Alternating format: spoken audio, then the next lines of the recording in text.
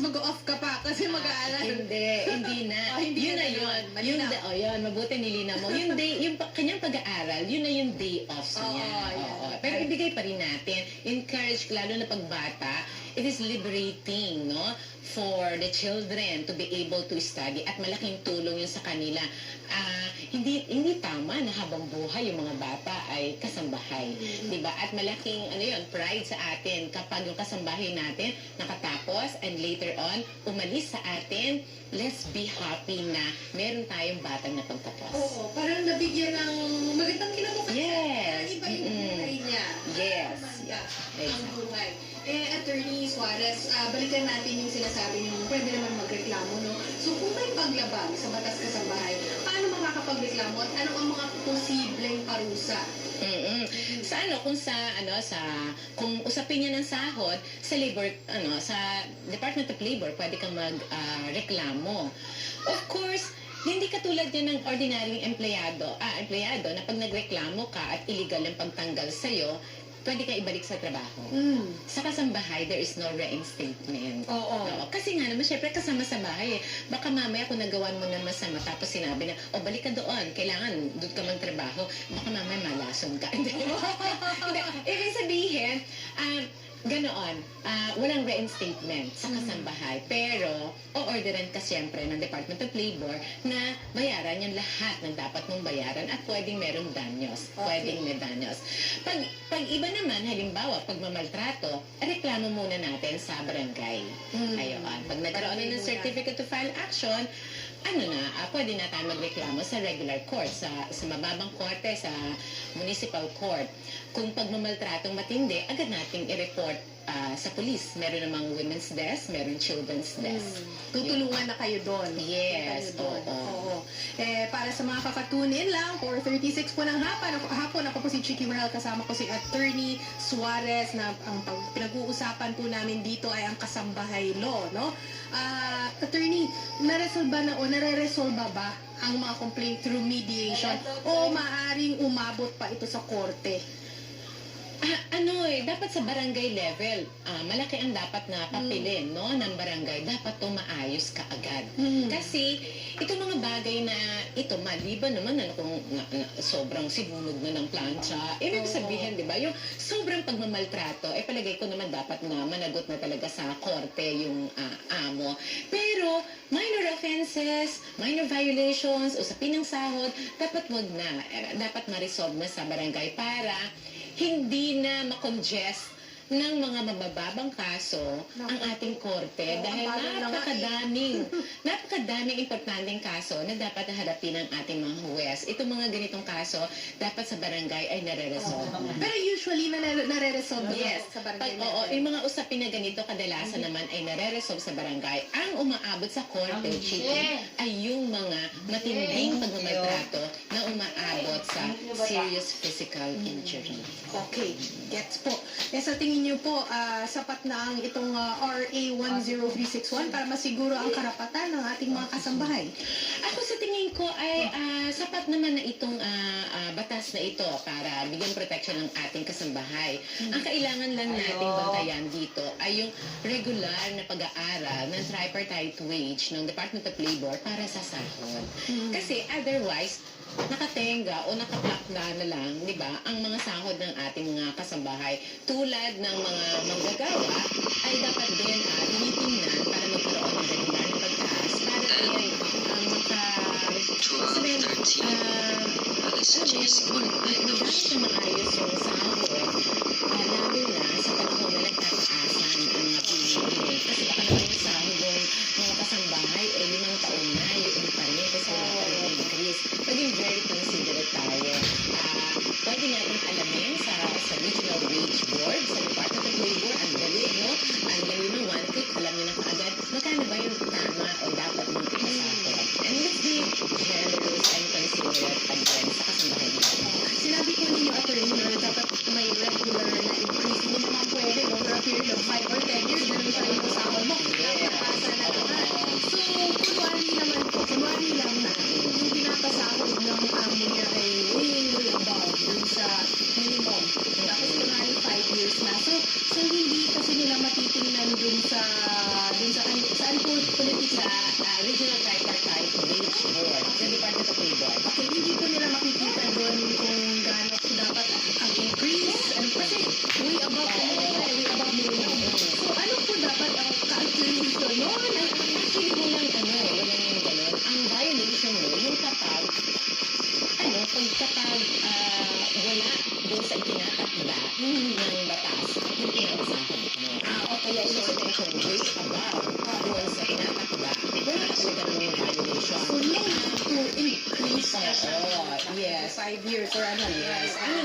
talaga.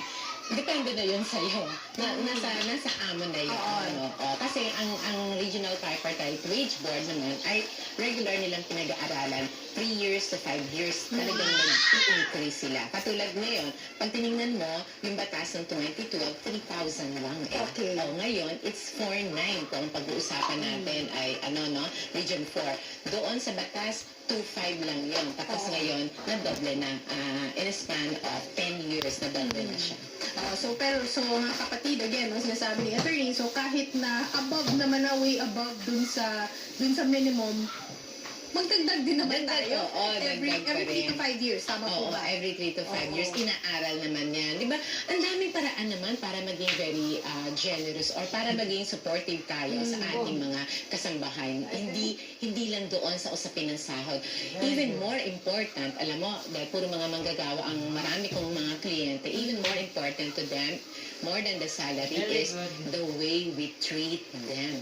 I think Yung po sa... pagtrato sa kanila, yun ang importante sa kanila. Agree po talaga ako dyan kasi in any situation naman sa employer-employee setup, napaka-importante yung relasyon mo dun sa bossing mo. Yes, oo. Diba? Kahit maliit yung sahod, basta maganda ang trato. Pero Oo, kahit yan. na ang taas ng sahod, pero itrato ka naman, para ka namang alipin or para kang pasahura na, di ba? Iwan mo na lang. Oh, ay, talagang aalis ka. Iniiwan nila yan. Yes, iniiwan nila. Oo, Oh, yan. tama. So maraming salamat, attorney, sa inyong oras this afternoon. Bitin ang usapan at ang dami pa pala natin pwedeng pag-usapan with Attorney Virginia Suarez. Yes. Kasi nga po, children and women's Women's rights. rights lawyer po siya. Ayan, mga kapatid po. Thank you, salamat, Chiki. attorney, Maraming ha? salamat din. Anytime, basta dito sa Sagot Kita. Alright. Ayan, na-promise na po yan. Pwede pa humabang mga kapatid sa pag-comment sa ating live stream o tumawag sa 8631-5788 or 8631-6674. Maaari kang manalo ng 5 tickets para sa Disney on Ice. Samoa po yan. Ayan, yay! Sagutin lamang ang tanong na kung bibigyan ka ng pagkakataon, sinong Disney on Ice character ang gusto mong ma-meet at syempre, bakit? Huwag bibitaw dahil magbabalik ang programang Sagot Kita. Pinarangalan ng Pina bilang Radio Station of the Year, Radyo 5, True FM. Ang pelikulang dapat unahin ngayong MMFM. Ani ang usa ka testimonya kung unsa kanindot og epektibo ang Rovit Mean. Ako si Erning Ariol, 64 years old. Sa akong pangidaron-daron, dali lang ko matakbuyan o ubo o sikon. Daw ang akong tutunglan katulong nagkita minimum Gina. Nag-advise sa kuha nga magtig ko og Rubikmin capsule pero mawala ang akong ubo-ubo o sipon. Sa akong paglamig noon nawala ang akong ubo-ubo o ang katong sa akong tutunglan. So busa gamit ka mo inom sa Rubikmin capsule o sigurado na protektado kita sa mga sakit. Sa 1PH, kung mainit ang kape, mas mainit ang balita. Narito na ang mga pampagising na balita. Mas mainit ang talakayan. Papayayan Nonoy kasama si Mon Gualvez. Kaya ang ating pampaisip para sa araw na ito, agad-agad na, no mga kapatid? Ano ang masasabi nyo dyan sa taas presyo sa petrolyo? Bawat bangon, bagong pagkakataon. Bangon Bayan with Mon, Lunes hanggang Biyernes, alas 4 hanggang alas 6 ng umaga. Kitang-kita na sa 1PH. Rinig na rinig pa sa Radyo 5, True FM. The True Christmas Countdown. 12 days na lang, Pasko na. Nagpatawad ka na ba? Forgive. Pakawalan na ang mabigat na pakiramdam. Have a true Christmas, kapatid. Parami na ng parami ang lumuluha. Luha ng dahil sa tuwa. Napapahiyak na ako. Nangingimig ako sa tuwa. Sana po pati yung matulungan sa naghihirap katulad sa akin. Salamat. Maraming salamat po talaga. Ang laking ginawa mo. Makakadidinig ano man ang gastos na napapag sa kanya. Hanap po kayo. Maraming salamat po po. Karawan na rin ako. Maayos na yung kalagayan ng pamilya ko. Maraming salamat po. Napakalaking blessing po na dumating po sa akin. Talagang hihiling ko lang po naman talaga para sa mga anak ko lang po. At padami na rin ang padami ang nagpapasalamat sa mga biyaya at tulong na natatanggap.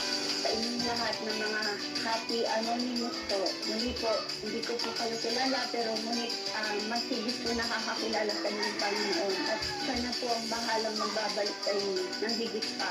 Maraming salamat po sa mga tumutulong sa amin, sa lahat ng mga happy anonymous, lahat ng happy nag-ambag-ambag na ang tulong sa amin. Maraming salamat po. Dahil higit sa balita. Pasingil sa LRT Line 1 at 2. Tuloy na tuloy na. Silang isda sa mga pamilihan posibleng sumipa ng malaki. Makabuluhang talakayan sa mga isyong pambayan. Pinag-usapan dito bayan, kapakanan ng bayan. Baka naman ikaw ay nag-ingay at nagprotesta, marerentag ka na. At mapanguring panayam. Nasa atin linya ngayon si Secretary Benjocno. Totoong serbisyo publiko ang hatid ng tambalang Ted Filon at DJ Chacha dito sa 92.3 True FM. Thank you po. Nakakabili na po ako ng chinela. Tuntun na po tinaran ko. Pastor Jeff, maraming salamat po sa inyo. Ay itong mga mensaheng isinagkakaloob nito sa araw-araw. Tunay ko yung kong isinamumuhay ko. Natuto po akong magpakumbaba, magmahal, at magpatawad. Salamat. Yes, sir. Tulong na po yun sa akin. Napampuan ako kasi makapagpadala na po ako sa nanay ko. Nagpapasalamat po ako sa Radio Cinco. Thank you, station.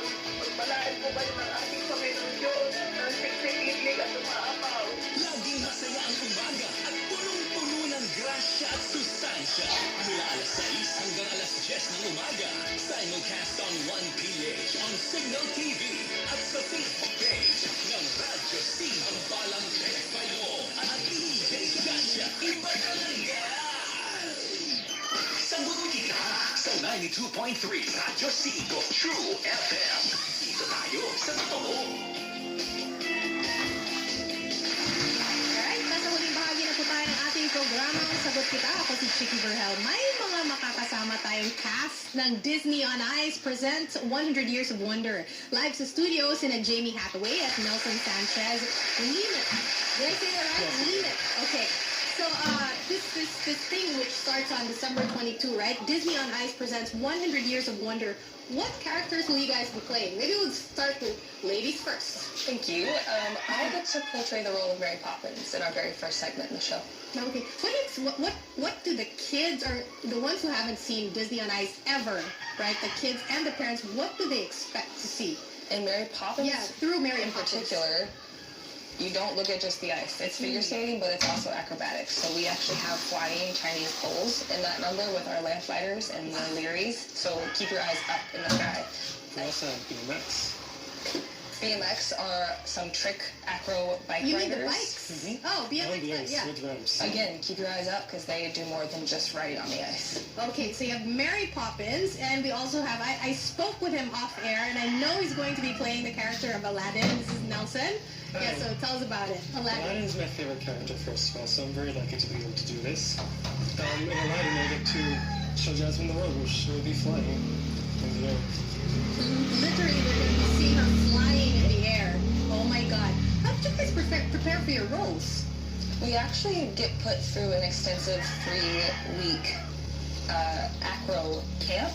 Mm-hmm. Just say 3 weeks, 6-week acro camp. It's a 3-month rehearsal period. Wow. But they take us from skaters to acrobatics. Not perfectly skilled just yet, but we get to the point where we are competent in our new principal acro aerial role. But before that, were you guys simply just skaters? Like you didn't know anything about acrobatics? Yeah, I used to compete in figure skating. Okay, although there you go. Yeah. What age did you guys begin skating, and why did you choose to do so? Let's start with Nelson this time. I started skating at 10 years old. I moved from Dominican Republic, where I was raised in Boyne, to Montreal, Canada. And my mom's best friend took me to a figure skating show. And the next day I started to jump in the house and like twirl around. And my mom's like, "I'll get you some skates and put you on the ice." Right. And here I am today. Yeah, and we're glad because now we get Aladdin in 2023 on Disney on Ice. But Jamie, how did you start? What happened there? I actually saw my first Disney on Ice show when I was about 4 or 5 years old. And I saw Tarzan. He was flying across the audience on a vine. And I was like, that's what I want to do. Hadn't even started skating yet. But a couple of years later, down the road, I started skating when I was 7. And I was just like, this is what I want. I like to compete. I like doing all the other things, but Disney on Ice has been the dream since I was too young. Wow. And how long have you been doing this? I've been skating for almost 19 years, but with the show for about 5. And how is it transitioning from just being skaters to now doing acrobatics?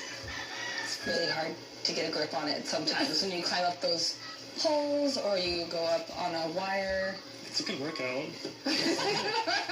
Instead of using my legs, I'm using my upper body as well now, so I'm like working out my whole body. Well, which there's is nice. that. So can you guys share some of your industry achievements and challenges? Yeah, let's start with the achievements first. So we'll start with Nelson.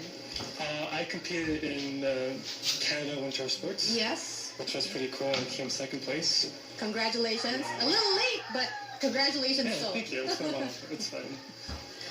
When you say achievements, do you mean like throughout my skating career Yes. or with the show? Yes. So, you know what? That's a good point. Can we have both? Well, when I first started skating, there's a whole bunch of tests that you take, and I've completed all 5 of the senior level tests that you can take. That is moves in the field, ice dance, solo ice dance.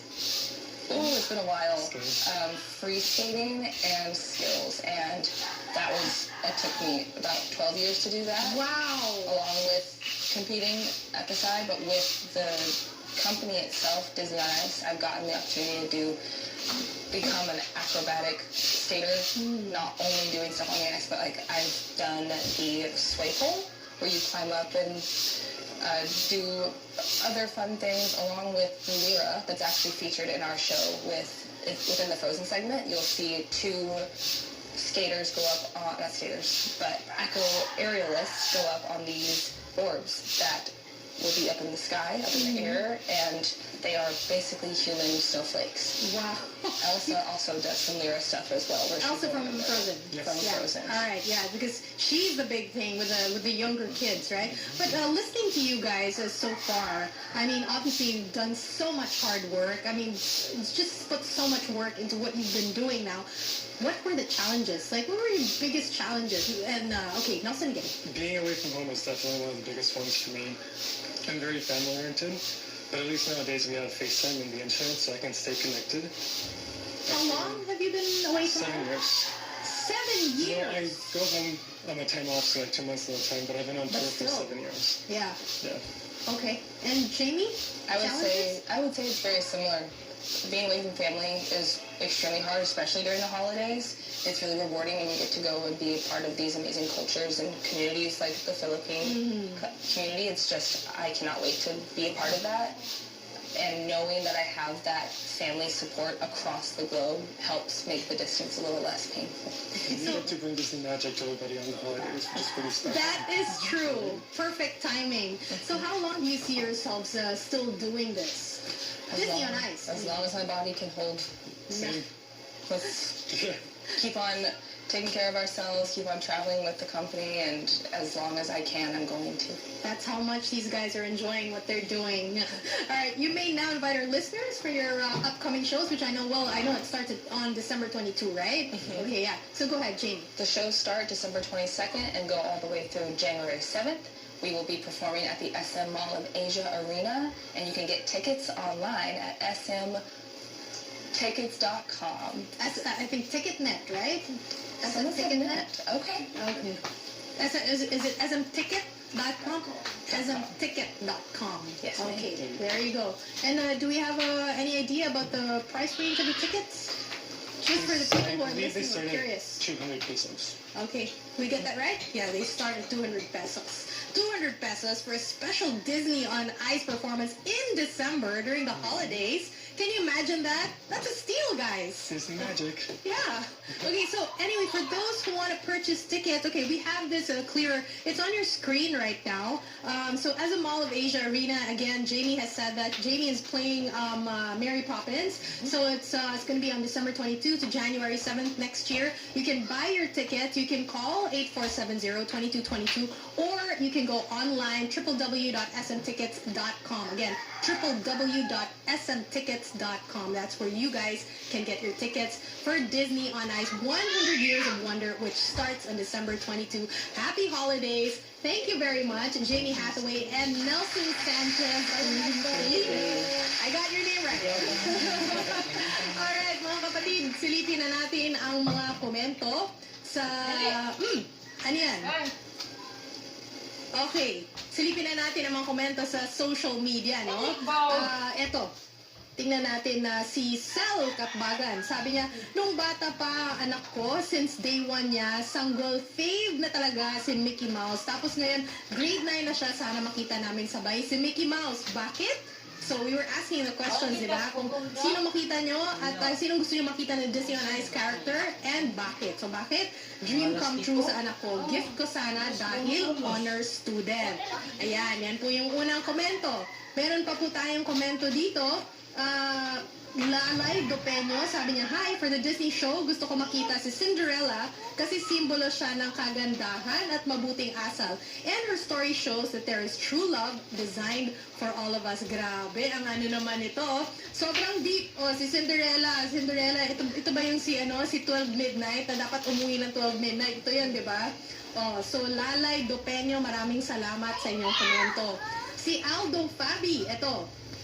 Sabi ni Aldo, gusto ko pong ma-meet si Genie ng Aladdin. Mga kapatid, ako na-meet ko si Aladdin mismo dito, ha? Pero gusto daw niyang ma-meet si Genie ni Aladdin. Mag-wish po ako sa kanya na sana makasama ko ng kahit isang araw lang yung lolo ko na namatay. Uy, meron namang sentimental dito. Parang senti naman ang message. Pero maganda po yung mensahe po ninyo. Para makasama daw yung lolo niya na namatay, gawin namin yung lagi namin ginagawa nung nabubuhay pa siya at tulad ng paglalaro ng chess at pagpapalipad ng saranggola. Miss na kita, Lolo Jose. Ayan po, mga kapatid, yan po ang tatlo na nagkomento sa atin sa social media, no? At sinagot po nila yung tanong na sinong Disney on Ice character ang gusto nilang makita at bakit. At yan ang nagwagi ng 5 tickets para sa Disney on Ice. Ito na po, wala pang drum roll dyan. Oh, sinong nagwagi? Si Sel Katbagan. Ayan.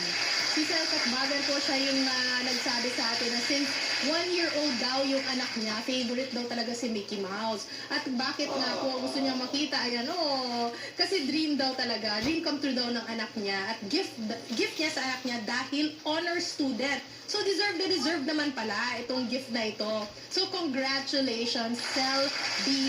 Katbagan. Maraming salamat sa pakikinig at maraming salamat sa pagkomento. Maaari lamang na mag-direct message sa Facebook page ni Cheryl Cosim po para sa iyong detalye, para dun sa mga sa nanalo.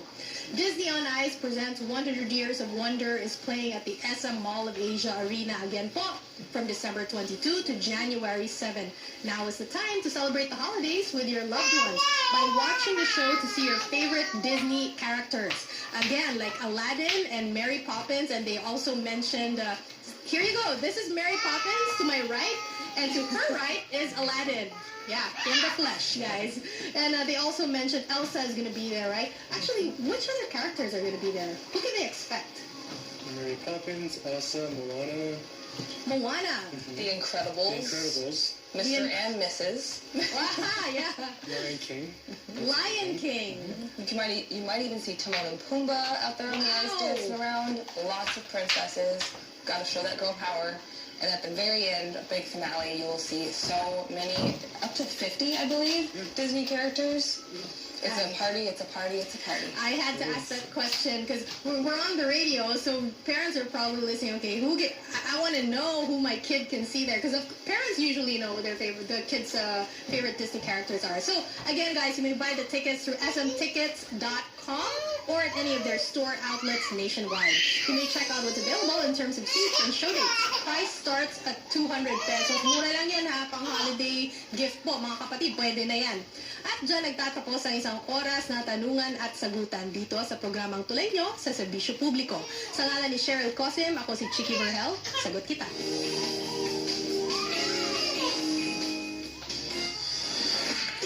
True na ito! Pagdating sa news, information, public service at entertainment sa iisang station. Dito na pala talaga kayo. Radyo 5 True FM.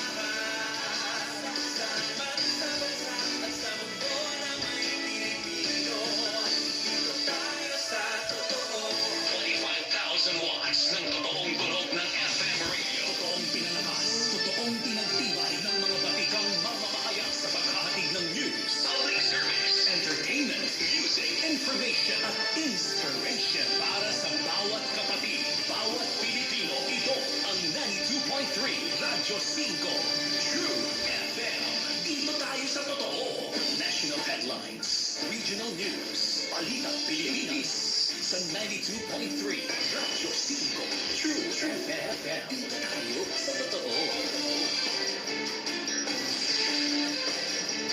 Magandang hapon. Ngayon ay araw ng Miyerkules, December 13, 2023. Ito ang Balita Pilipinas sa 92.3 Radyo 5 True FM. Ako po, si Eda Pascual. Radyo 5 Balita Pilipinas sa Pilipinas. Pangulong Bongbong Marcos inuutos ng tutukan ang mga paghahanda sa napipintong mas matinding El Nino sa susunod na taon. Irrigation projects tinaningan na dapat matapos na lahat sa loob ng 4 na buwan. United Nations General Assembly nagsiboto na pabor sa tigil putukan sa Gaza. Pilipinas, isa sa mga umapprove. Transport Group Piston, binara ang pahayag ni Pangulong Bongbong Marcos na 70% na ng mga PUV ang consolidated na. Sa totoo lang daw kasi, 20% pa lang yan. Department of Education nag-abiso na. Malamang daw na hindi nila maibigay ang buong 20,000 peso service recognition incentive sa mga guro. Ilang mga teacher umaalma. Sa sports, Meralco Bolts nasungkit ang mailap na PBA 3x3 title. At sa showbiz, beauty queen na si Venus Ra, ikinasal na.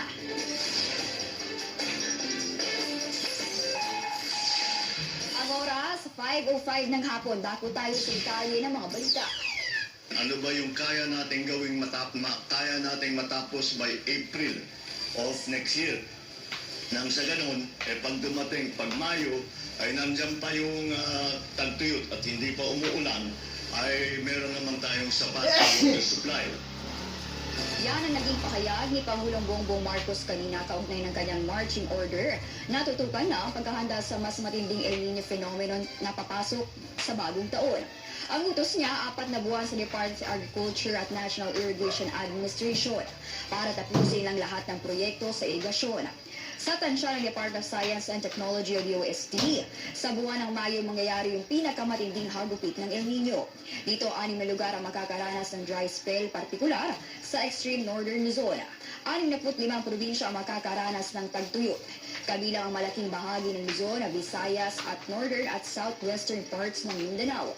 Ayon kay DOST Secretary Renato Siludum, magiging crucial ang maagang paghahanda para hindi maulit ang nangyari ng 1978 to 1998. Humingi ng paumanhin ng Maynilad sa naapektuhan ng tumagas nilang tubo sa lugar sa Maynila. Sa programang One Balita Pilipinas ng 1PH, sinabi ni Maynilad spokesperson Jennifer Rufo na patuloy pa ang assessment sa nasirang 900mm water pipe. Nagdikto ng pagbaha at nasa 6,000 residente ang nawala ng tubig dahil sa insidente. Sa ngayon, may lumilibot ng water tankers para mag-supply ng tubig sa kanila. Tiniyak din ng Maynilad na hindi nalalawak ang epekto ng tumagas na tubo. Narito si Jen Rufo, head ng Maynilad Corporate Communications sa kanyang naging pahayag sa programang One Balita Pilipinas. Naituloy kasi natin kaagad yung pipe network. So, ibig sabihin, ang affected lang po ay yung adjacent area. So, this is around 6,400 accounts. At kasalukuyan po tayo nag-deploy ng mobile water tankers para mabigyan po sila ng potable water supply via tanker delivery for now. Sunod-sunod ang mga ihatalang sunog 2 linggo bago magpasko. Kabilang dyan ang ancestral house sa Quezon City, maging ang warehouse sa Bulacan kung saan isa ang namatay. Para sa detalye na ito, si Ian Suyu.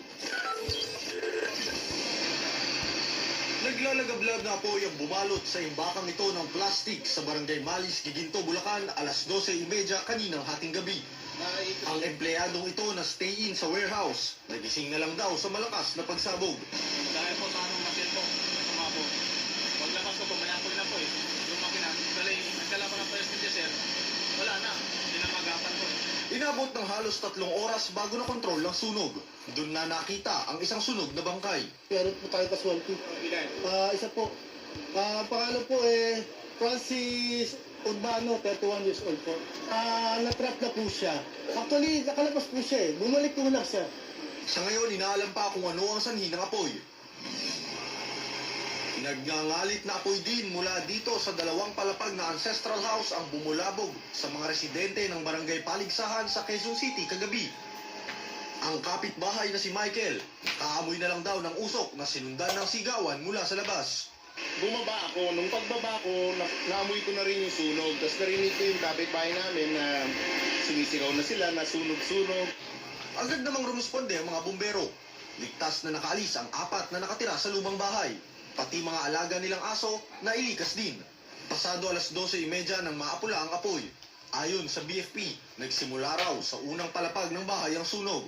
Mabilis rin kumalat ang apoy dahil gawa sa kahoy ang mga materyales nito. Di umano, meron pong kwarto na may altar at nakita po ng isa sa mga nasa loob na meron pong usok. Kung ano ang eksaktong dahilan, yan ang patuloy na inaalam ng mga otoridad.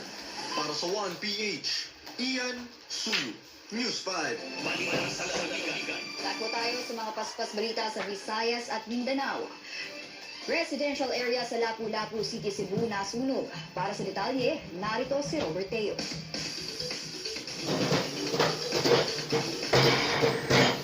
Tinutulong ang isang residential area sa Lapu-Lapu City, Cebu.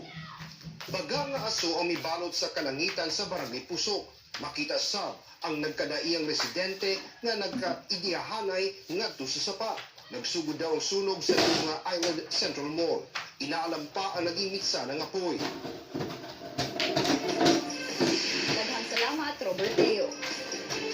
Patuloy pa rin inaalam ang sanhi ng sunog na tumupok sa warehouse ng Panasonic Manufacturing Philippines sa Santa Rosa, Laguna. Pasado alas 6:30 ng hapon ang sumiklab ang apoy. Hindi naman nakumalat sa iba pang establishmento ang sunog dahil napakalawak din naman ang pinapwestuhan ng bodega.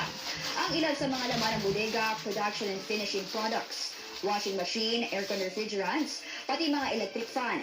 Meron din dito mga karton at styrofoam na hinihinalang nakapagpalala raw ng sunog. Wala namang nasaktan dahil nagsisilbi lang naman ding imbaka ng lugar. Inabla ng grupong Pisto ng pahayag ni Pangulong Bongbong Marcos na 70% na ng operators ang handa umanong magpa-consolidate o makapag-complain na. Ayon sa grupo, kabaligtaran daw yan dahil 70% kasi ang hindi makikiisa riyan. Para sa detalye narito, si Maricel Halili. Sa ayaw sa gusto ng mga driver at operator ng public utility vehicles, nakatagana sa bato ang December 31 deadline para sa consolidation o yung pagsali nila sa mga kooperatiba para kalaunan ay makabili ng modernized jeep. Mismong si Pangulong Bongbong Marcos ang nagsabi sa kanyang Facebook post, 70% na ng operators ang handang magpa-consolidate o nakapag-consolidate na. Hindi raw hahayaan ng gobyerno na ma-delay ng minorya ang programa. Ang pagsunod niya sa timeline ay pagtitiyak na magbebenepisyo ang karamihan sa mga tsuper at operator sa modernized public transport system. Ang pahayag na yan ng Pangulo, tinabla ng grupong Pisto. Marin natin kinukundina yung pahayag ni BBM at alam natin hindi ito masyadong pinag-aralan din ng Presidente. Ayon sa Pisto, kabaliktaran ang datos. Mas marami raw driver at operator ang hindi sasali sa kooperatiba. Halos sa 70% pa rin ang hindi nagkukumply sa kanilang programa. Kaya pag tinanggal mo yung malaking bilang ng ating public transport, sana muli niyang pag-aralan yung kanyang naging decision na sinasabi nga niya na wala ng extension.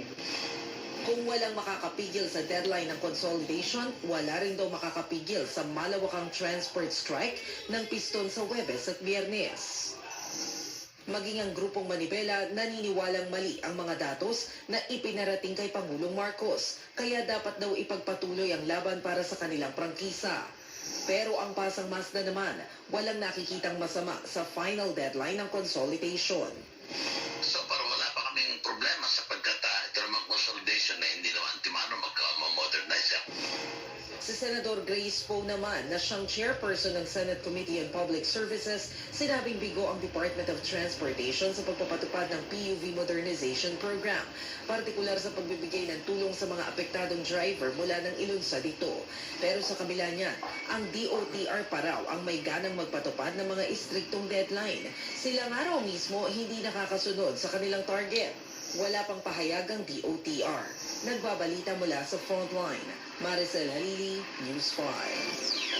Sinuspende ng Land Transportation Office ang driver's license ng angkas rider na nambastos ng kanyang pampasahero sa Pasig. Ayon kay LTO Chief Assistant Secretary Vigor Mendoza, 9 araw na suspendido ang lisensya ng rider na sinubukan umanong molestyahin ang kanyang pasahero noong November 12. Kinuha pa umano ng rider ang cellphone at wallet ng biktima. Una nang naghahain ang reklamo ang babae sa programang Wanted sa radyo. Ito rin ang dahilan kaya ipinatawag ni Senador Raffy Tulfo sa Senado ang kinatawan ng angkas na si Hauro Castro. Naisyuhan na ang rider ng show cause order para maimbestigahan sa 3 kaso. Kung mapatunayang guilty ay tatanggalin o tatanggalan ng rider ng lisensya. Matapos ikanta ng isa sa mga naarestong gunman, ang mastermind sa pamamaril sa mag-live-in sa Busan, Nueva Ecija, pumalag ang kampo ng akusado na sariling anak ng isa sa mga biktima. May ebidensya pa raw siyang hindi na ipapakita. Sa report ni Mon Gualvez. November 15, nang mag-viral online ang video ito ng dalawang sakay ng bus sa Karanglan, Nueva Ecija na malapit ang binaril. Dead on the spot ang dalawa. Halos mag-iisang buwan na nakalipas, inireport ng Nueva Ecija Police ang pagkakaaresto ng isa sa mga gunmen. Kinilala siyang si Alan de los Santos, ang huling bumaba base sa dashcam video ng bus. Pero ang suspect na-aresto dahil sa kasong rape sa Nueva Ecija at Isabela. Sangkot din daw siya sa gun for hire activities. Ayon sa Nueva Ecija PNP, may informant na lumapit sa kanila at kumilala sa suspect base na rin sa kuha ng dashcam video. Tinawagan siya actually ng informant namin, tapos sabi niya nasa Tarlac siya. However, may mga nag-gather kami mga information na he's hiding somewhere in Dalasag, Aurora and about to lead towards Isabela. Naaresto ang suspect nitong November 20 sa Dalasag, Aurora at nakuha sa kanyang sombrero at shorts na ginamit.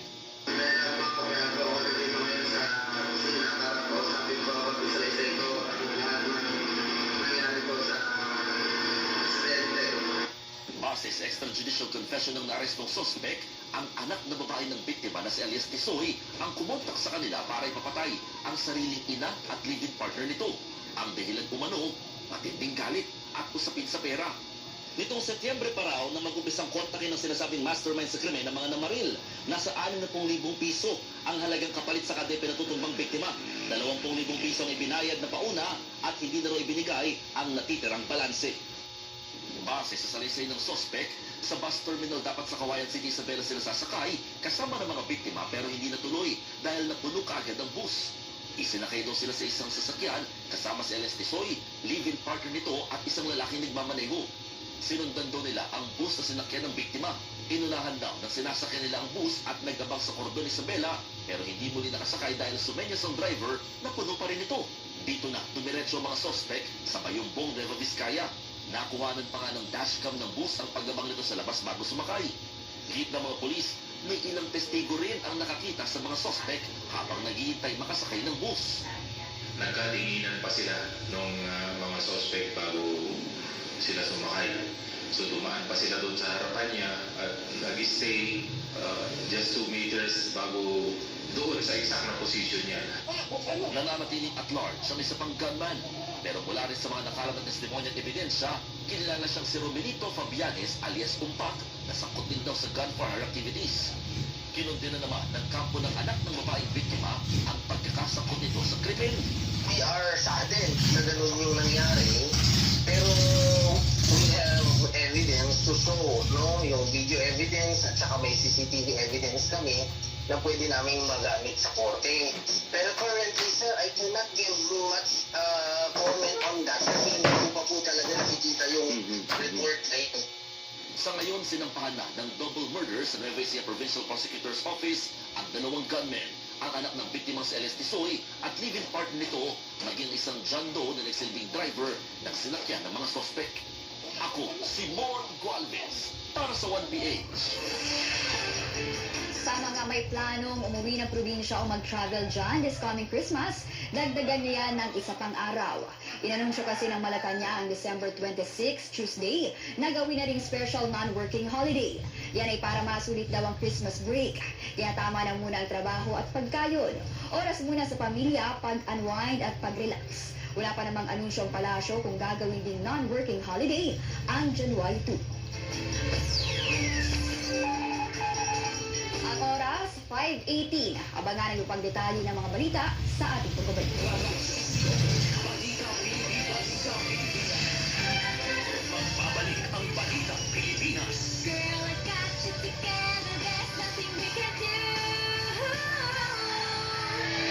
How amazing God, how amazing ako. How amazing, ooh, gandang, how amazing tayo.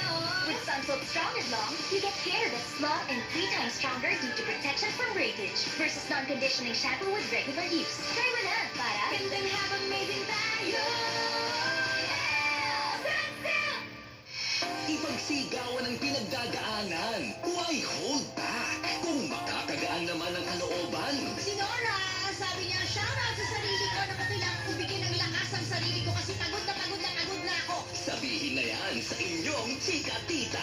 Laila Chikadora. Kaya kayo mga bagets kayo ha, makinig kayo kay Tita El, makinig kayo kay Tita Laila. Ang mga nanay niyo, mahalin niyo yan ha.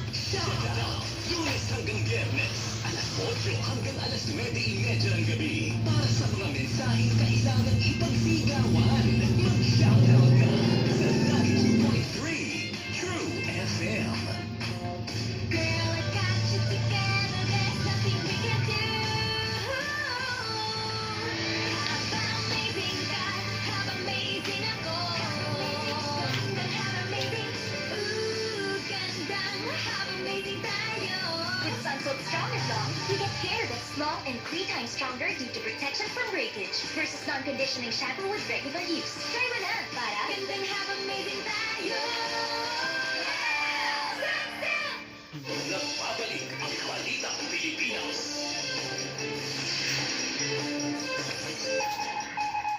Ang oras, 5:20. Dako tayo sa iba pang mga balita. Sa kabila ng mga pagsubok sa buhay, positibo pa rin ang mga Pinoy. Nagaganda ang kalidad ng kanilang pamumuhay sa susunod na taon. Batay kasi sa Social Weather Station o SWS survey, mula September 28 hanggang October 1, halos 50% ng mga Filipino adult ang may ganyang mindset. 40% naman ang nagsabi na ang antas ng pamumuhay nila sa susunod na taon ay walang magiging pagbabago, habang 6% lang ang nagsabing baka lumala pa ito. Tumaas ang porsyento niyan sa Luzon at Mindanao, habang bumaba naman ang bilang sa Visayas at Metro Manila. Isa pang nakikitang factor dyan ay yung antas ng pinag-aralan ng mga respondent. Nasa kategoryang excellent kasi ang mga nakapag-college, postgraduate, vocational o high school graduates. Samantalang nasa very high category naman, yung mga nakapagtapos ng elementarya o yung mga hindi talaga nakapag-aral. Pabor ang Pilipinas sa tigil putukan sa gera ng Israel at Hamas. Sa Emergency Special Session ng United Nations, sinabi ni Philippine Representative Antonio Lagdameo na naniniwala ang Pilipinas na malaki ang maitutulong ng ceasefire para mapigilan na madagdagan pa ang mga nasawi sa digmaan. Magiging daan din daw ito ang tigil putukan para makapagpasok at sa Gaza ang humanitarian aid para sa mga apektado. Alinsunod na rin daw ito sa international humanitarian law na ikonsidera ang epekto ng gera sa mga sibilyan. Nanawagan din ang Pilipinas sa iba pang mga bansa na sumunod sa international law, lalo na kung kapakanan ng mga sibilyan na bata at babae ang isaalang-alang. Sa gitna ng sigalot sa West Philippine Sea, dumaong naman sa Manila Port ang anti-submarine warfare vessel ng India na INS Kadmat. Nagadisenyo ito para protektahan ang barko mula sa enemy submarine attacks gamit ang anti-aircraft guns, torpedoes at rocket launchers. Meron din daw itong underwater sensors. Nasa plano raw talaga ng India na makipagkasundo sa Pilipinas sa maritime security engagement, kalusugan at agrikultura. Pwede rin naman daw nakasama dyan ang joint patrol sa West Philippine Sea. Dahil sa sunod-sunod na insidente ng paninindak ng China, mungkahi naman ni Senador Robin Padilla, bakit hindi mga amphibian aircraft o aeroplanong may kakayahang maglanding sa tubig na lang ang magsagawa ng resupply mission sa West Philippine Sea. Narito si Senador Robin Padilla sa kanyang naging pahayag. Makakatulong po ang MPAA sa mas mabilis na pagsasagawa ng supply mission na hindi mangangailangan po ng escort at hindi mabibinbin sakaling may mga humarang sa ating mga watercrafts. Nanawagan ng ilang teachers groups sa pamahalaan na igawad ang buong 20,000 pesos na Maximum Service Recognition Incentive o SRI sa lahat ng public school teachers. Kasunod dyan ang announcement ng Department of Education na posibleng hindi nila maibigay ang buong 20,000 pesos na SRI sa mga guro. Sa programang Bangon Bayan with Mon sa 92.3 True FM, sinabi ni Benjo Basas, National Chairperson ng Teachers Dignity Coalition, na nauunawaan naman nilang dedepende sa savings ng bawat ahensya kung kakayaning maibigay ang buong 20,000. Pero sana raw magawan din naman ang paraan para maging patas sa lahat bilang pakonsuelo na rin sa kanilang trabaho. Narito si Benjo Basas, National Chairperson ng Teachers Dignity Coalition, sa kanyang naging pahayag sa programa ng Bangon Bayan with Mon. Huwag natin pagdamutan na yung ating mga empleyado. Kung kaya naman na bigyan, mas maganda nga sana uniform sa buo, sa lahat ng government employees. Dapat tayo sa upang mga paspas balita sa Visayas at Mindanao. Mag-ama na pinagsasaksak ng maniligaw ng anak sa Cebu, patay. At estudyante sa Davao City, kritikal matapos mabundol ng pampasaherong multicab. Para sa detalye narito, si Robert Teo.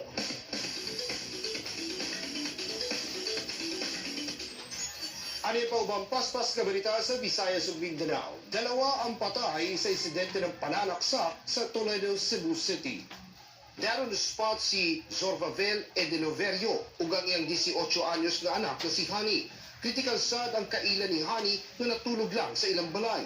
Tulog daw ug ayo ang biktima sa isabuntag nitong niatake ang sospek na si Kevin Avelis. Ayon sa pulis, may personal na galit ang killer sa mga biktima. Dati na raw kasi kinasuhan ng pamilya ang sospek ng trespassing. Napag-alaman ding may gustong sospek kay Hani. Kritikal ang isang estudyante matapos mabundol ng pampasahero ng multicab sa Davao City. Patabok na untang 14 anyos na biktima sa mismo nga pedestrian nitong mabangga. Depensa sa driver nga wala niya nakita ng estudyante samtang patabok. Sinubukan daw niya itong iwasan pero nahagi pa rin siya ng side mirror. Nagkaareglo na ang driver at pamilya ng biktima sa kasunduang sasagutin ng nakabangga ang gastos sa ospital. Umagkat ng mga paspas na balita sa Visayas ug Mindanao. Ako, si Robert A. Nakuha na sa wakas ng Meralco Bolts ang mailap na PBA 3x3 title. Pinagharian nila ang Leg 1 ng Season 3 3rd Conference ng Liga. Tinalo ng Bolts ang guest team ng MCFA Solver 15-13 para sa kanilang unang titulo sa loob ng isang taon. Bago ito huling nagkampiyon ng Bolts ng Leg 3 ng Season 2 First Conference. Bukod sa tropeyo, nanalo rin ang Bolts ng 100,000 piso. Bago nagapasok sa finals, pinatumba muna ng Bolts ang Barangay Inebra at Pure Foods. Sa quarters naman, nalaglag ang defending champion TNT Triple Giga kontra Camitex Breaks. Sa PBL, papasok na sa finals ang Choco Mucho Flying Titans matapos ilaglag ang Signal HC Spikers sa Game 3 ng All-Filipino Conference Semis. Iginapang ng Choco Mucho ang 4-set win para sa kanilang kauna-unahang finals appearance sa PBL. Bago ito, hanggang 4th place lang ang pinakamataas na naabot ng Titans. Sunod nilang makakalaban ang sister team na Creamline Cool Smashers. Gaganapin ang finals bukas, December 14 sa Mall of Asia Arena. Nagpasilip si Mateo Guidicelli ng kanyang army skills sa Grand Press Con ng pinagbibidahan niyang action fantasy film sa MMFF na Penduko. At veteran columnist na Christy Fermina, pinabulaanan ng kumakalat na balitang nililigawan daw ni Alden Richards si Catherine Bernardo. Pakinggan natin sa report ni MJ Marfori.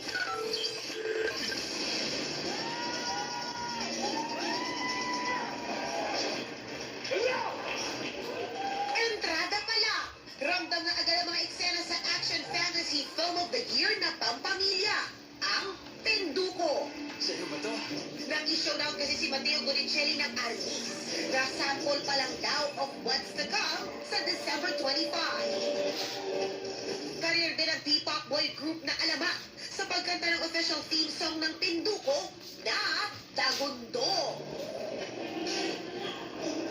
In character naman na pumasok ang cast in their Penduko-verse costumes. Kasama sina Albert Martinez at Kylie Versosa.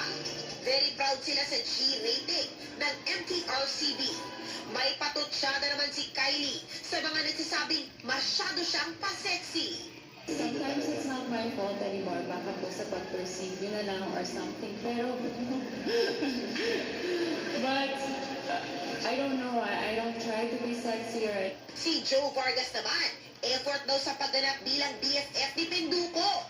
Ginawa kong smooth yung chemistry namin ni Mateo kasi marami kami magiging eksena together with sila Kylie. Minake sure ko na off-cam, smooth kami. Para syempre pagdating on-cam, kumbaga, mas natural na. Speaking of BFF, kamusta naman kaya ang real-life BFF ni Joe na si Daniel Padilla mula nang nag-break up sila ni Catherine? As a friend, parang binibigyan ko siya ng space to be with himself para, kumbaga, dun mas papasok yung wisdom eh. Mas yung next actions mo, dun magbabari kung anong pinag-iisipan mo sa ngayon. Aminado si Joe na todo alalay siya ngayon kay Daniel. Planning kami magkita. Kasi pag tinetext ko siya, I talk about NBA, kung ano man yung gusto namin gawin together. Yung romance. Tsaka yung parang, papatatuwa ko, ganito, ganyan, sabay ko na, This Thursday, nakatakdang mag-guest sa Asia Artist Awards ang Katniel. First appearance nila ito, post-breakup. Si kapatid host Christy Fermin, agad namang nilinaw ang issue na nandiligaw umano si Alden Richards kay Catherine. Matatandaang nagkasama ang dalawa sa hit movie na Hello, Love, Goodbye, kung saan sumikat ang love team na Kath Den. Piliin po natin ang mga kwentong ating paniniwalaan. Hindi po totoo yan. Sa sunod-sunod na panayam po kay Alden Richards, ayaw niyang magsalita. Kahit kailan, ang sabi niya, bigyan natin ng pagkakataon na maghilom ang sugat na nagkahiwalay na magkarelasyon. Ayaw niya magkomento. So, paano niyo po sasabihin yung, nililigawan mo nga ba si Catherine? Oo, nililigawan ko siya ngayon. Fake news, naku po, fake news po yan. Maraming salamat, and Dreamer 40. Tama na muna sa mga balitang hiwalayan dahil may happily ever after pa rin naman. Major blessing kasi ang happening sa buhay ni Miss Universe 2010 fourth runner-up Venus Ram. Kinasal na ang beauty queen sa kanyang non-showbiz fiancé na si North Orland kahapon. Lubos ang pasalamat ni Venus na natagpuan niya na ang kanyang forever. Mas pinili raw kasi ng beauty queen na maging single matapos ang failure sa kanyang previous relationship. At yan ang kabuuan ng balita ngayong araw ng Miyerkules, December 13, 2023. Ako, si Eva Pascual. Magandang hapon, Pilipinas.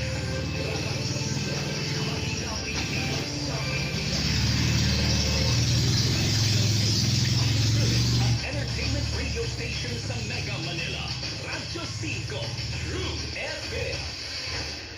Broadcasting from the Radyo 5 studios in Reliance Street, Mandaluyong City, in Mega Manila. 25,000 watts of true broadcast quality. Mas pinalakas, mas pinalawak, mas pinalinaw na tunog ng AM sa FM. Ito ang 92.3 Radyo 5 True FM. True FM. Dito tayo sa totoo.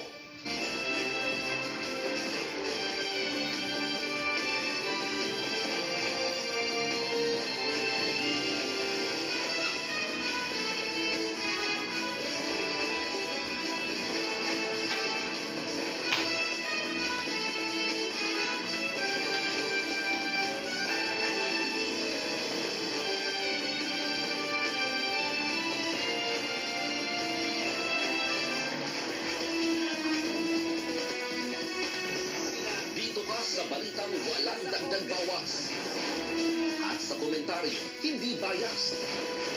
Buo ang kwento. Kanila may konteksto dahil dito, bawal ang fake news. Kasama si Jovi Francisco, Arison Halili at Chicky Vargal, pati si MJ Martori. Dito tayo sa totoo lang. Happy birthday! Hello! Mawag forward, punta kayo. Kita-kita niyo agad. Oo. Yes. Pares naman tayo eh. Parang halos same crowd. Oo. Kasi dati magkakalapit ang oras natin. Yes. Yung, ito man yun, may meron tayo item sa UST, ang ating eskwelahan. Mamaya ako yan, pero... Meron kayo lechon. Yeah, hindi na lang. Pero, alam ko, naglakad ka kesa matraffic ka, naglakad ka na lang. Ay, talaga namang walang galawan. Oo. Walang galaw. Hindi naman daluyan lang tayo lahat. Oo. Pero yung lakad mo, ilang minutes lang. Mga 10. Mga 10 minutes versus kung naggala ka ng kotse o kung sumakay ka ng isang kotse, talaga. 30 minutes for sure. Tapos Oo. maghanap ka ng parking dito kasi yung ating parking lot ay may gagamitin ngayon for a Christmas party. Kaya walang parking. Sa labas ako nag-park. Ang dami rin kasing Christmas party at get-togethers na nagaganap ngayon. Kaya, Parang yan ngayon Oo. ano eh. Diyan yung ginawa lahat ng mga parties. Mga venue. Well, Merry Christmas po. Uy, 12 araw na lang. Oo. Lapit na. So, yung mga Christmas items kami mamaya, pero... Pwede na kantahin yung 12 Days of Christmas. Pwede na. Pero, Chiki, kamusta mo yung traffic? Sige. Alam naman natin na nakakawindang ang traffic. Pero kamusta Oo. ba? Dito muna tayo sa sa medyo okay naman kasi mabilis lang to eh. Yung sa Mapulang Lupa, Valenzuela po, yan po yung sa gitna, sa itaas po. Tapos yung Mindanao Toll Plaza, yung katabi po niyan sa right, no? Wala pong ka-traffic dyan. Lahat po ng toll plazas, nakikita po ninyo dito sa ibaba, which is yung lower left may Kawayan, tapos yung sa gitna po, Bukawi Toll Plaza, and yung sa right, San Simon Bridge, wala pong ka-traffic. Pero, iba po yung kwento. Pagdating dun sa upper left, which is Balintawak Toll Plaza, ma-traffic po dyan. Ang bagal po ng daloy ng traffic ko, kaya kailangan magbaon ng pasensya. And I'm sure ganun din dito sa Metro Manila. Oo. Sa muna tayo ha, southbound saka northbound, wala pong pinagkaiba mga kapatid. Parehong moderate to slow moving. About 18 minutes ago, yung pag-post itong kondisyon ng trapiko, papunta, palabas ng south at palabas din ng north, or northbound and southbound sa EDSA. Meaning, ito ay dahil mabagal ng dahil sa volume ng vehicles na pumapasada ngayon sa kahabaan po. Kaya pag nandun ka sa Guadalupe, no? Makita mo yung kantang Bonnie. Oo. Sa Asyo, pulang-pula. Pulang-pula. Merry Christmas na Merry Christmas. Okay, yung namang C5, ganun din, north and southbound, pareho, slow moving po. Kasi Joby, dyan dumadaan yung mga truck. Daming truck nga dyan, delivery trucks. Ay, yung mga malalaki. Wala akong makitang special eh. Lahat sila slow Wala moving, diba? Marcos Highway, Ortigas Avenue, tapos Commonwealth po, ay slow moving to heavy na po, So, ganyan siya. Gets na natin yan, mga kapatid. Alam niyo naman, 5:30 na eh. Nag-uwian na po lahat ng tao. So, kung kayo naman ay hindi na mamadali umuwi, huwag muna kayo makisabay sa daloy ng ng volume na yan. Happy hour muna sila. Sabihin ko sana mag-Christmas shopping sa mall, pero happy hour pwede rin. Magalit kaya kung halimbawa punta sila sa coffee shop at doon sila manood ng programa natin. Kaya gadget. Kung sa Starbucks hindi, di ba? Starbucks allowed naman eh. Sa ibang coffee house, meron silang mabilis na turn. Oo, totoo. Pero Tito Manny, balikan ko lang yung happy hour mo ha. Hindi advisable yun dahil afternoon magdadrive po kayo. Happy hour na one shot. One shot lang. One for the road. Hindi pala two for the road yun. Pero sabihin, one round. So hindi pala don't drink and drive. Don't get drunk and drive. Pwede naman soft drinks. Pwede rin naman. Iced tea, yeah. Lusot. May mga non-alcoholic na. Ng mga cocktails. Oo, totoo naman. Totoo naman. Okay, so, ano to? Bakit meron sa Sumulong Antipolo? Oo, may pasyalan daw yun. May bagong pasyalan. May park. Sa may Sumulong Highway. Oo. Alam mo, puntahan niyo pagka hindi masyadong katulad ng oras sa ito na traffic, puntahan niyo yan siguro ng baka weekend din, maraming tao. Pero ang ganda, puro pa ilaw, Chiki. Oo, maganda. Actually, yung theme nila po dyan, yung tema mga kapatid, Under the Sea, kaya nakikita po ninyo may mga jellyfish, di ba? Tapos yung Christmas tree nila, actually, tinignan ko na kasi ito kanina, 55 feet po yun, gawa po siya sa plastic bottle. So, kumbaga recycled, recycled siya na tree, di ba? Hindi ka bumili ng bagong tree at itinayo dyan. Oo. Under the sea. Oo. Yung kasi nila nito, di ba, kaya sila Under the Sea kasi parang paalala po nila sa publiko na alagaan po natin ang ating mga karagatan. At syempre, yung kalikasan in general, no? Ano yan parang kampanya ng LGU. Pero more on walking lang po na area yan, ha? Pinapaalala po nung Antipolo LGU na bawal po dyan ang paninigarilyo, pag-inom, skateboarding, no? At pagpasok ng o magkalat at saka yung pagpasok ng bisikleta doon sa grounds mismo at yung motorsiklo rin po so ipaparada nyo somewhere. Tapos i-enjoy nyo na lang po yung sights and sounds dyan sa may Antipolo. Oo, Antipolo sa Sumulong. Very Instagrammable naman po mga kapatid. Siguro nagtataka sila, bakit Antipolo? Bakit under the sea? Antipolo, di ba? Mountain, bundok-bundok yun. Syempre, may mga parte kasi ng Antipolo na nasa Manila Bay watershed, yung sakop doon. At yung Upper Marikina River Basin din. Di ba maganda? Instagrammable. Sobra. Oo. Alam mo, siguro mga TikTokable pa. 40 years ago, 30 years ago, panahon na namin. Sa Antipolo, ang pupunta ko lang ng Eagle's Nest. Eagle's Nest? Ano yung Eagle's Nest? Gusto ko na yun dahil view yun. View ng Manila. Parang may stars na nakalutang. Yes. So yun, usually papumaparada ka lang doon ng panahon natin tumali. Pero nagkaroon din ng panahon, siguro na sila Chicky na yung mga binatang na namin ng mga panahon nila. Nagkaroon ng mga bars bigla. Oo, marami ng bars doon. Pero tama ka nung panahon natin. Parang talagang ka lang, parang daan siya na magpapunta. Walang kuryente ron. Tama. Madilim. Kaya maraming nagkatuluyan dahil Maraming nagkatuluyan dahil Pero libre to, di ba? Kasi nasa park to Walang fee, tama ba mga kapatid? Maganda to itong under the sea theme nila kasi hindi mo na kailangan pumunta ng Tokyo Disney Sea. Ayan na under the sea. Diyan po, sa Sumulong, sa Antipolo. Kung nanood sila ng pelikulang Hot Shots ni Aga Mulak at saka ni Herbert Bautista nung panahon ng 80s, yung sinasabi dito, Manny, doon nakipag-break si Aga sa mga babae. Doon sa lugar sa Eagle's Nest. Romantic yun Romantic, pero nakikipag-break. Doon sa Anyway, mga kapatid, tuloy muna natin yung usapin Pasko ba? Intro, Tito Manny and Chicky. Alam niyo naman, go-step po ako. Talaga na-request ko na tayo ay magkaroon ng report mula mismo sa University of Santo Tomas. Dahil ongoing na actually yung Paskuhan. Sabihin yung pag-light nung paligid for Christmas. Last week nagawa na yun. Pero ngayon, ginaganap yung tinatawag na agape or yung kainan. At saka yung misa. Diba? So, tingnan natin kung ano ang sitwasyon ngayon sa UST. Kasama po natin ang ating bagong mojo.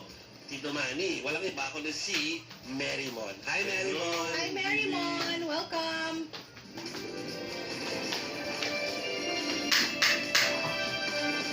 Hello po, good evening po.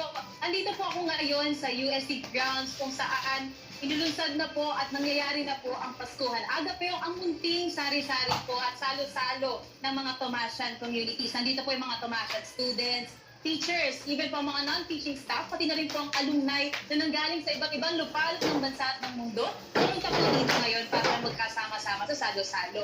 At konting trivia lang din po ang Paskuhan na simula po noong 2011. Kasabay po ng quadricentennial celebration ng UST. At nagsimula na po ang Paskuhan season dito sa UST noong December 1, nung binuksan na po ang mga Christmas lights, lahat ng mga dekorasyon at patilaw dito sa UST. At inaabangan din naman sa December 21, ang Grand Paskuhan Concert po. May kita rin po natin dito ngayon sa aking likuran, yung 75th na Christmas tree po na kada taon ay inaayusan ng pakulay, depende po sa tema. At ngayong taon nga rin po, ang tema raw po ng Paskuhan ay Paskuhan 2023, Witnessing the Joy of Christmas, na inspired po sa encounter ng mga shepherds sa bagong panganak, bagong silang na si Cristo sa Bethlehem. Ayon po sa mga nakausap ko, ang Marymon, syempre, nakikita nyo nag-report si Marymon ngayon doon sa UST grounds. Medyo maliwanag pa, pero nakabukas sa yung mga ilaw. Maganda yan, Tito Manny, paggabi. Oo, malamang. Dahil ilaw May dala ako ng Tupperware. Bakit ba tinatanong yan, Tito Manny? May kainan kasi dyan mamaya sa agape. Alam mo, Tito Manny, taga-UST si Marymon. Estudyante mo! So, stricto bang guro itong katabi namin, Marymon? Naku, hindi na magsalita. Bawal daw magsalita. Bawal Marymon, yung grand Paskuhan concert, sinong ina-expect na pupunta dyan ang makikita makikita nila o maririnig nila sa concert? Ay naabangan po dito yung mga magpe-perform at yung mga mananalo po na banda sa Tunog Tomasino. Yeah. Yun po natin makikita kung sino ang mananalo na banda. Sila po ang magbibigay ng musika, kung saan sasayaw-sayaw, mag-e-enjoy lang po lahat ng mga Tomasino. Isa pa po dyan na inaabangan ay ang Grand Fireworks po. At ayon po sa kanila, ay dinededicate daw po nila ang fireworks para nga po sa pagdarasal sa kapayapaan at seguridad para sa mga nadawit po sa initan sa pagitan ng Israel at Hamas. Kaya ngayon po, pumipila na po ang mga estudyante dahil hinihintay na po nila pagkatapos po ng communal mass ay ipapamigay na po yung mga pagkain at kakain na po sila. Mary Mon, baka pwede kang lumapit doon para makita natin kung ano yung mga ganap doon. O, doon sa may tent, parang white tent. Oo. Yun yung sabi mo, nandun yung mga pagkain, tama ba? Oo, tama. Oo. Napakaganda talaga ng eskwelahan natin dito, Manny. Ayan, naglalakad po si Marymon dun, sa Marymon, sorry, dun sa UST ground. Oo, papunta dun sa may tent, kung saan sa mga pagkain. Ano yung mga pinamigay? Pinamigay, tama ba? Ipamimigay. Oo. Ipapamigay pa lang po, po. Nandito po ngayon nakahanda na po yung mga iba't ibang pagkain. Actually, marami pong stall na nakapaligid dito sa UST. Hindi ko pa lang kung pwede mabanggit yung mga pangalan. Pero lahat po ay pagkatapos po ng communal mass, ipapamigay. So nakapila na po yung mga estudyante, nag-aabang na po. At lahat po, sa isang coupon nila, yung food voucher nila, pamimili po sila na kung alin sa mga food stalls dito ang pipilaan nila para kung ano man yung i-offer na pagkain, yun po ang lalasapin nila. At maganda rin po ngayon na pinaalalahanan ang lahat ng mga dadalo dito na magdala ng sarili nilang utensils hanggat maaari dahil naninindigan po nila na maging sustainable at malinis po lagi dito. So wala po, lahat po ay biodegradable na materyales, mga lalagyan po ng mga pagkain, pati na rin po yung mga tubigan. Ganda. Baka may reminders kayo mga bawal dyan, sa mga bibisita dyan. Opo.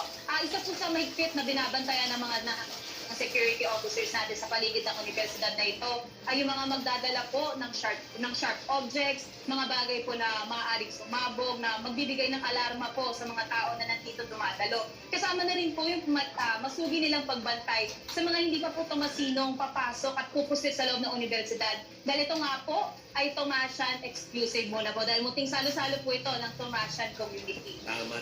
Alam mo, Marymon, ang nagulat ang The Flame kanina or kahapon yata na more than 10,000 alumni cards yung yung kailangan i-release kasi nga interesado mga alumni na sumali dyan sa Agape.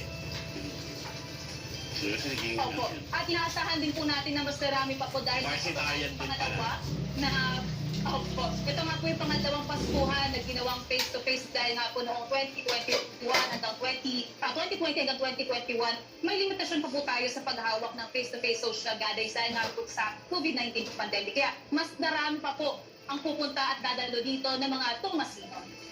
Okay. Sige, salamat ba. Hayaan natin pumila na si Mary mo sa kainan dyan. Thank you very much for that report. Tama, sa concert, balikan natin ang UST. Thank you, Marymon. Thank you, Marymon. Salamat po. Hindi naman sa pagmamayabang, pero yung pong ground sa sinasabi ni Marymon. Dalawang Santo Papa na ang kinover natin na dyan, nagbisa. Si Pope John Paul Paul at saka si Pope Benedict. Pope Francis. Saka ang ganda talaga ng campus ng UST actually. Ganda na architecture. Pero siyempre nung nag-aaral ako dyan, hindi namin na-appreciate yung grounds na yan kasi kapag magpipi ka, pinapagtatlong beses kang ikot doon sa parang inis na inis kasi init. Pinapasakin sa akin. Pero kapag nung graduate na kami, saka namin na-appreciate, ang ganda pala ng... Maganda talaga actually. O sabi ni Deng Parata, nag-take anakis ko ng USTEP. Sabi niya, ang hirap daw ng exam. Ayan. Alam ko rin hello Angela, nakikinig ka, alam ko tsaka si Diego. Alam ko yung anak mo.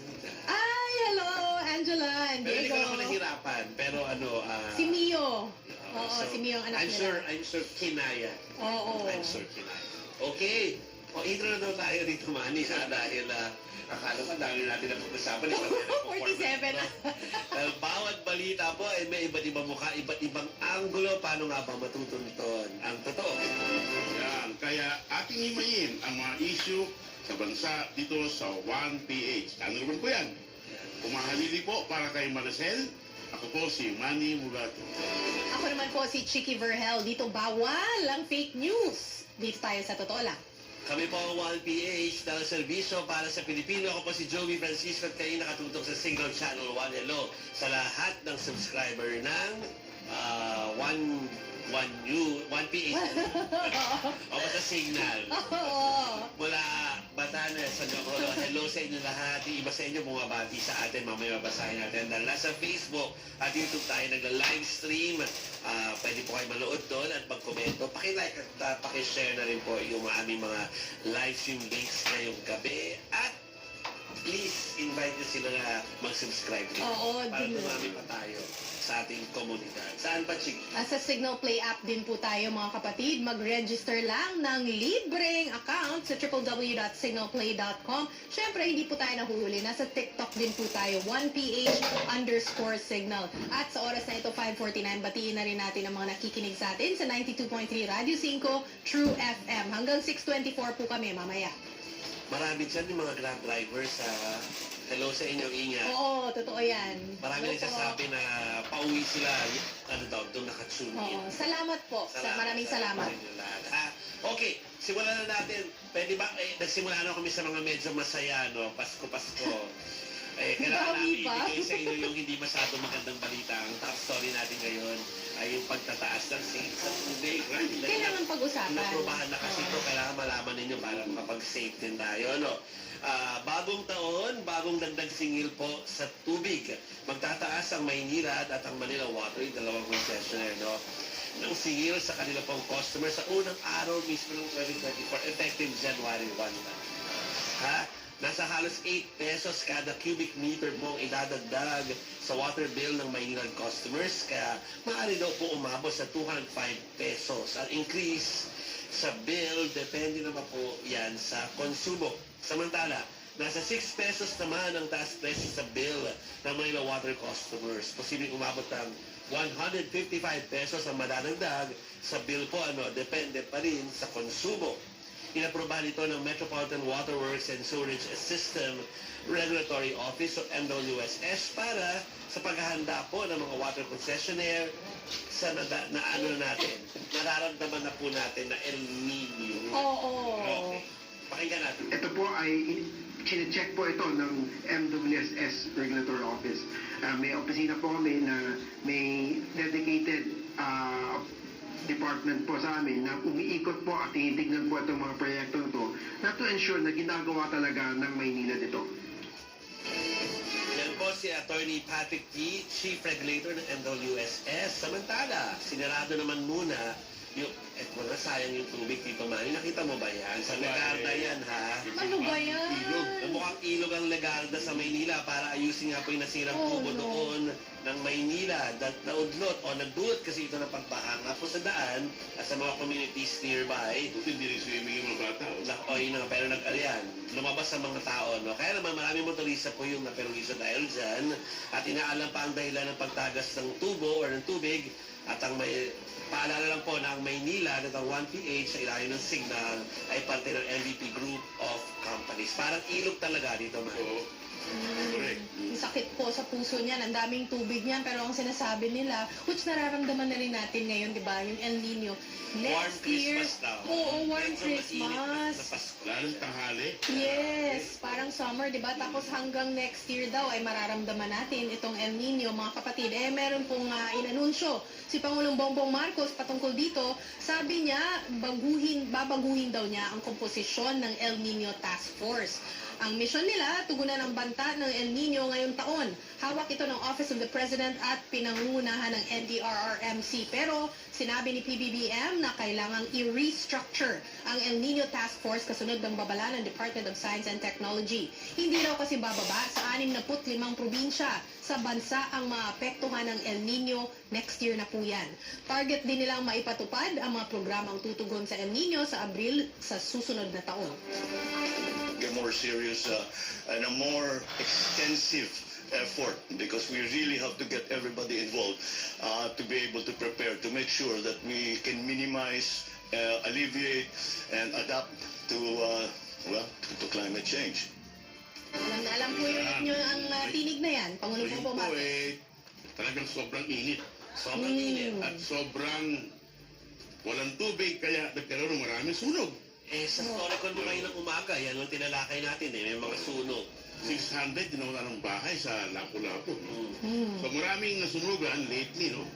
Kahit buwan ng Disyembre, na dapat palamig. Oo.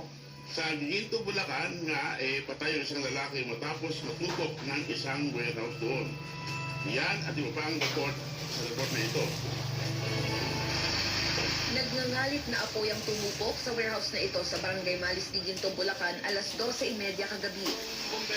Ang apoy mabilis kumalat dahil imbakan pala ng plastic ang warehouse.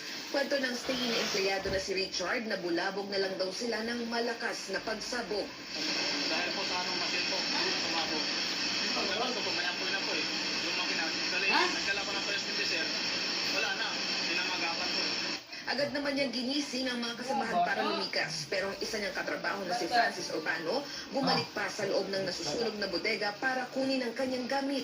Sa kasamaang palad, natrap siya sa loob at nasawi. Umakyat to ng mga kasama. Bumaba siya eh. Bumalik, kumuha ng mga gamit. Alas 3 na ng madaling araw na apulang apoy.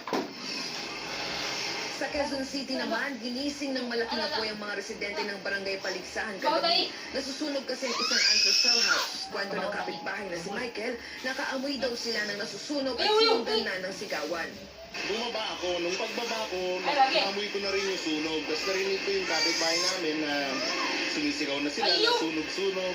Agad na mga responde ang mga bombero. Ligtas na nakaalis ang 4 na nakatira sa lumang bahay kasamang kanilang mga alagang aso. Pasado alas 12:30 na apulang apoy. Ayon sa BFP, nagsimula raw sa unang palapag ng bahay ang sunog. Mabilis rin kumalat ang apoy dahil gawa sa kahoy ang mga materyales nito. Di umano, meron pong kwarto na may altar at nakita po ng isa sa mga nasa loob na meron pong usok. Inaalam naman ngayon ang eksaktong mitya ng apoy. Nabalot din ng makapal na usok ang warehouse ng isang electronics company na ito sa Santa Rosa, Laguna. Yan ay matapos damunin ng apoy ang imbaka ng mga karton at styrofoam. Wala namang nasaktan sa insidente na umabot ng ikatlong alarma. Sa ngayon, inaalam pa ang dahilan ng sunog. Wala pang binibigay na pahayag tungkol dito ang kumpanyang may-ari ng warehouse. Para sa 1PH, Elaine Fulgencio, News 5. At narito pa po ang ibang mga balita na recover ng mga otoridad ang bangkay ng isang lalaki na palutang-lutang sa ilog sa may Delpin Bridge sa Maynila. Hindi pa rin nila alam ang pagkakakilanlan ng lalaki. Nasa 3 hanggang 5 araw nang nakababad sa tubig ang bangkay. Posibleng nalunod daw ang biktima. At nagpapagaling na ang 15 anyos na babae sa Altavas, Aklan matapos siyang pagsasaksakin gamit ang isang screwdriver. Ang suspect, live-in partner ng kanyang ate. Sumuko na siya sa mga otoridad at nakaharap na siya sa kasong frustrated murder. Okay, so may oras tayo para bumati. Meron. Dahil hindi pa tayo tumatama sa alas 6 ng gabi, no, mga kapatid. Unahin ko na siyempre si Barbie, si Tita Hani, Limbo, si Tita Edita, hello po sa inyo. At sa iba pa nating mga viewers, si Joan Castillo sabi niya, Madam Mase, get well. Oo nga, kasi kahapon hindi maganda ang boses ni Mase dahil Pagod na ata. Pero ngayon ay meron po isang coverage sa Malacanang kaya wala pa. Okay. Kala ko nawala ng tuluyan. Okay. So, sino pa ang nagpapabati dyan? Oo, sa 1PH Facebook page po, si Abelino Navarro, Monsaliven, na laging nanonood sa atin at laging bumibit kay Joey. Pagsalaya, hello there. RD Imperial. Sige, Tito Manny, meron ka bang babatiin? Binabati ko si Owen Sayaman at si Aling Minerva. Hello. Hello po. Jody Narcega. Kiko and Emmy Villarosa, good evening. At dito naman ako sa 1PH YouTube channel. Oo, si Michael Ang kanina pa, no? Nag-good afternoon sa ating tatlo. Good afternoon din sa iyo, Michael Ang. Aurora Junicio, hello daw sa ating tatlo rin. Alexander Fuentes, Alex Fuentes, mayong gabi, taga Bacolod dito. Gary Field, good evening sa iyo. And si Marlon Caranza. Linit Roses, huwag din natin kalimutan yan. Nico Caballes, Edison Bores, Karen Giga, Edison Bores kan, sabi ko na. Si Gigi Victa, tapos si Dido. Feeling ko meron something sa pangalan, pero Mr. Animas Jr. from Davao City, si Den Perata, si Ralph Bed from Davao City, Avelino Navarro, at si Ayla Marcelo Cartagena, at si Eliote Alivio at Alini Junco. Hello sa inyo. Sino pa rin tumayo? Binabati natin si Renato Tangkilino. Uy, hello! At si Eleanor na taga-USC din. Yes. Baka nandun mag-asawa? Hindi kaya? Baka na nahihikain. Nahihikain. Posible yon. Oo. Dito sa YouTube channel po ng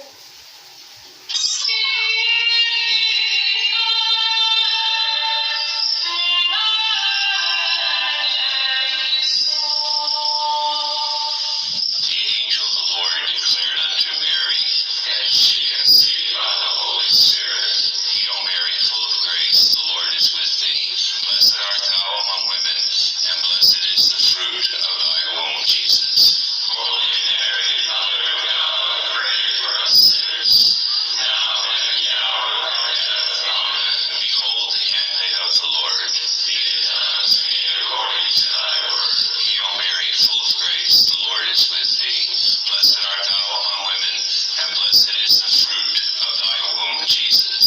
Holy Mary, Mother of God, pray for us sinners, now and at the hour of our death. Kaya natin siya.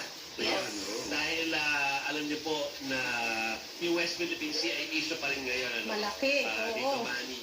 Aside from other legislative issues, ay isa yon sa pinagtutunan ng pansin ng mga mambabatas natin at ng mga senador.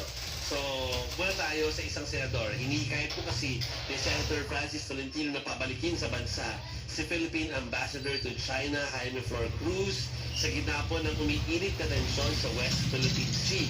At para po makakopa tayo ng iba pang mga opinion niya o kaya ay mga saloobin tungkol sa issue po ng West Philippine Sea at yung mga naganap nitong weekend na hindi masyadong maganda, no? Ay, water cannon, yung ating Christmas convoy. At may banggaan pa. Ayun, meron pa. makakausap po natin si Senator Francis Tolentino na alam natin na nasa Amerika ngayon. Pwede ko ba sabihin yun? Nakalagay kasi, sorry, Senator, kung nasabi ko kung nasan kayo, no? Nandun sa, meron yatang occasion, pero, hello, Senator Francis. Ay, magandang umaga po. Magandang umaga po. Magandang umaga po sa inyong tatlo at sa inyong mga taga-subaybay. Tama po kayo. Nasa ibang bansa po ako ngayon. Oh, yan. Oh, Tito Manny, may tanong ka ba? Ay, Senator, meron ba kayong narinig na mula kay Ambassador Jaime Flor Cruz tungkol sa inyong Panukala. Oo. At mula sa Opo, nung nakaraan linggo po si Ambassador Flor Cruz ay dinala po sa opisina ko sa tanggapan ko ni DFA Secretary Manalo. Pinag-usapan po namin yung mga posibilidad na mangyari noong linggo at noong Sabado. Na-project ko na po yan. So kung ano po yung magiging response ng DFA at ng ambassador natin sa China. Subalit sa gitna ng aming pagpupulong, after 15 minutes lang po ata yun, ay lumindol po ng malakas dyan sa Maynila. So naudlot po yung aming pag-uusap. Pero ang pagkakaalam po, pinauwi siya for regular consultations at siya po ay uuwi din nung araw kung kailan binomba tayo ng China. So hindi ko po alam personally ngayon kung talagang siya ay nakabalik na sa Beijing. Pero ang proposal ko po noon ay wag sana siyang, kung may mangyayari, wag muna sana siyang pabalikin. Ay, Senator, wala ho bang epekto to sa diplomatic relations natin sa China kung sakaling pauwi natin si Ambassador? Yung pagpapauwi po isa pong diplomatic move na karapatan po natin at ginagawa po talaga yan. Nung merong hidwaan ang Saudi Arabia at Iran, ginawa rin po yan. Nagkaroon din ng hidwaan nun ang Singapore at Malaysia, ginawa rin po at yan. Yung po karapatan po natin. Kung ang pinag-uusapan po ngayon ay yung relasyon, palagay ko po yung relasyon po hindi po maganda na dahil sa nangyayari po ngayon. So wala na pong epektong pag-uusapan pero hindi po ibig sabihin isara yung buong embahada. Bukas pa po yung konsulado Nandun pa ho yung ating Consul General kung sakaling i-recall at magdi-deal pa rin ho sa pakikipag yung ibang tratado natin, yung economic and trade relations, buhay ho yun, yung pag-i-issue ng visa, nandun pa ho yun. So, kung yun po yung tinatanong nyo na baka maging bunga, sa akin po, yung sinasabi ko pong pagre-recall, ito po ay isang madiing hakbang para ipakita yung sobra na ho yung ginagawa sa atin na paglapastangan sa ating karapatan sa ating sariling karagatan. Ako, itananagan ko na, Chiki, before you ask your question kay Senator Tolentino, sa kabilang banda naman,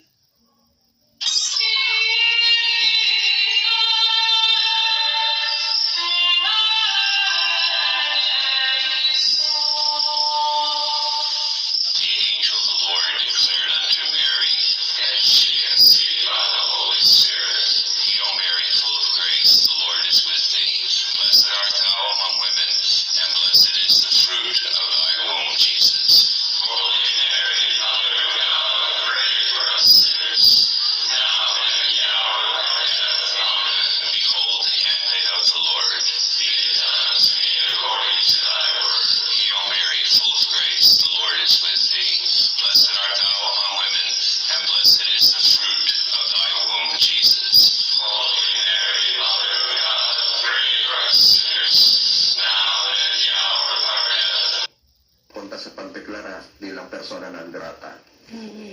Senator, syempre ginawa na natin yung pag-recall ng ating ambassador. Tapos ano na rin tayo, nagsagawa na rin tayo ng mga diplomatic protest, no? Pero how can we move forward po, Senator, sa issue kung hindi naman nire-recognize ng China yung issue? Puro kasinungalingan at kabaliktaran yung mga sinasabi nila, no? Kesyo tayo daw ang bumangga sa napakalaki nilang barko, tayo daw ang pumapasok sa kanilang teritoryo na hindi naman talaga ganun. So, how can we move forward if they don't recognize the problem po? Mahaba po ito.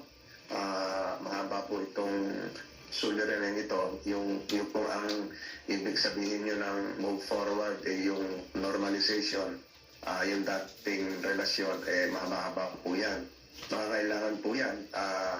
Kung tayo po siguro ang tatanungin, yung pagtupad po doon sa arbitral ruling, pagkilala doon sa ating nasasakupan, sa ating exclusive economic zone, sa ating contiguous zone, sa ating continental shelf, at maging doon sa mga shoals na tayo po ang may jurisdiction. Kasi sinasama ko na po dito ang Baco de Masinloc. At yung isa pang contentious issue dito ay yung mga ginawang artificial island, kasama na po yung ferry cross at yung mischief reef, at maging yung kung paano po ang paggamit doon sa ating mga natural resources po doon sa area. At doon karapatan po ng ating mga mangingisda na hanggang ngayon po ay hindi kinikilala. So mahaba pa ho ito. Hindi ho ito makukuha sa overnight na pag-recall, pagkasalita sa media. Kasi nangyayari po, kagaya itong ginagawa ko po ngayon, ang tawag po dito public diplomacy. Pinapaalam po natin sa lahat sa buong mundo kung ano po yung mali na pagtrato sa atin, na karapatan po natin to generate the help, the support of the international community. Sa tingin nyo, Senator, tayo ba lamang na lamang sa information war against China? Lamang po tayo sa karapatan at sa batas. Lamang po tayo sa moralidad at lamang po tayo dun sa nabanggit nyo. Sa yung information war po, siguro po hindi natin masasabi na kung lamang tayo kung sa paramihan na nakikinig, mas marami po sila, 1 billion kagad yung nakikinig sa kanila. Kung yun po yung ibig sabihin. Pero sa pagbibigay po ng tamang balita, yung accuracy, yung truthfulness, nasa tama po tayo. At marami pong nagsisipatyang bansa sa atin. Mabilis lahat pa. po. Mabilis yung kanilang pag-responde. Senator... Yun po yung dapat pasalamatan natin. Yes po. Senator, lipat ako ng topic na. Kasi, parang nagkaroon ng pahayag ang lower house kahapon na nabumove sila for ng 2024, year 2024 sa kanilang charter change. Naku siyempre ibang usapin kapag sa Senate na. May pag-asa ho ba yan sa Senado? Humihingi ako ng pamanhin, hindi ko masagot kasi wala ako sa lugar natin, hindi ko nakakausap pa yung mga kasamahan ko. So pagpaumanhin niyo po yung pagtugon ko sa topic na yan, maaaring hindi ko hawak ng tama po yung mga facts patungkol po sa nabanggit ninyo. So, aralin. So sa ngayon ay hayaan muna natin na mukhang kailangan may gawin si Senator Francis Tolentino or appointment dyan sa Amerika. Magpapasalamat muna kami sa inyo for giving us your time. Basically, Alas 5 po.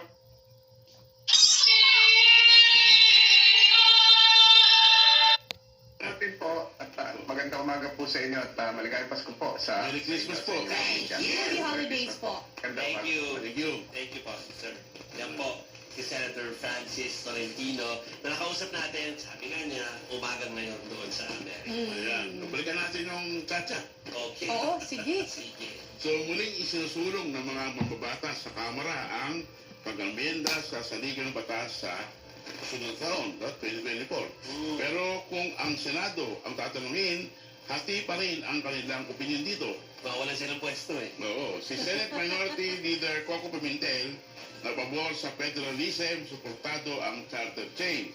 Pero hindi raw dapat galawin ang aspeto ng business ownership sa economic provision at maging ang term limits. Hayaan na yung term limits because we are forcing new blood sa politika. Maganda yung idea na yun. Huwag natin alisin yun. It's the relationship between the national and the local. Yan yung federalism na dapat pag-aralan natin. So pwede sana yung manageable ang change, hindi yung masyadong sobrang daming gumalaw. Baka malito na yung taong bayan. So we can do it step by step. We can change from presidential to parliamentary or we can change from unitary to federal. Tingin naman ng ibang senador, dapat muna pag-isipan kung mapapanahon ang kata, lalo na muling magkaroon ng eleksyon. Kayo kay Presidential Sister at Senadora Amy Marcos, mismo ang Pangulo na ang nagsabi na hindi napapanahon ang charter change. Bagay pero naka-green naman pa. Talagang sinabi na ni PBBM na hindi napapanahon kasi dapat nakatutok tayo sa hanap buhay ng tao at ibagsak ang presyo ng bigas at iba pang bilihin. At 2 beses na ibinasura yan ng todo-todo ng Senado. Ba't pagpipilitan? Bakit ganun? Ang kulit. Baka may gusto mag-prime minister na hindi manalo sa presidente. Nako, may patama yan Sino kaya May patama, oo. Pero klaro lang namin na yung naka-pink po kayo na si Senator Amy ay file video po yun. Siya yung naka-green talaga. Oo. Pero pretty in pink naman siya. Green. Hindi ko alam kung ang pinapatamaan ni Senator si speaker o si dating speaker. Hindi na natin. Pero gano'n naman kumbaga, before na mag-break karapatan naman ng lower house isulong yon, pero yun na nga. Pero 2 chambers nga so tingnan natin kung matutuloy or kaya ay uusad kapag pinaligtas sa Senado. Abangan yung susunod na kabanata, pero abangan nyo yung pagbabalik namin kasi meron kaming update tungkol sa strike ng mga jeepney. At saka si MJ, parang nakita niya na yata yung mga Asian artists at mga Koreans na nakita sa bansa for the awarding ceremonies tomorrow. So babalik po kami dito sa STN. Natagpuan mo na ba ang totoo sa'yo? 92.3 Radyo 5 True FM. Dito tayo sa totoo. Girl, I got you together, there's nothing we can do. How amazing God, how amazing ako. How amazing, ganda, how amazing tayo. With Sunsilk Strong and Long, you get hair that's long and 3 times stronger due to protection from breakage versus non-conditioning shampoo with regular use. Try mo na para gandang have amazing tayo. Ano nga ba ang totoong Pasko? 13 13th month pay, Christmas bonus. Thank you, sir. I wanna wish you a Merry Christmas. Mahabang pila sa grocery, siksipag sa mall, sobrang traffic. Aguinaldo, cash mo na lang ha.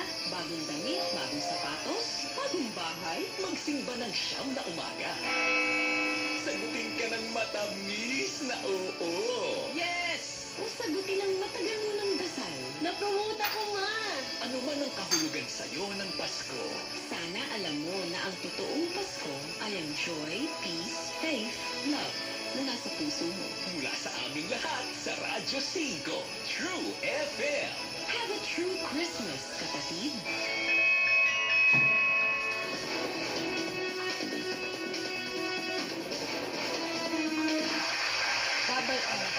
Meron tayong panahon bumati. Ibabalik ko kami dito sa STL. Ako si Chicky Verhel, kasama si Joey Francisco, and si Tito Manny Mogato for tonight. Oh. Ay, binabati ko si Malu Pejas. Hello, Malu. Hello. Oh.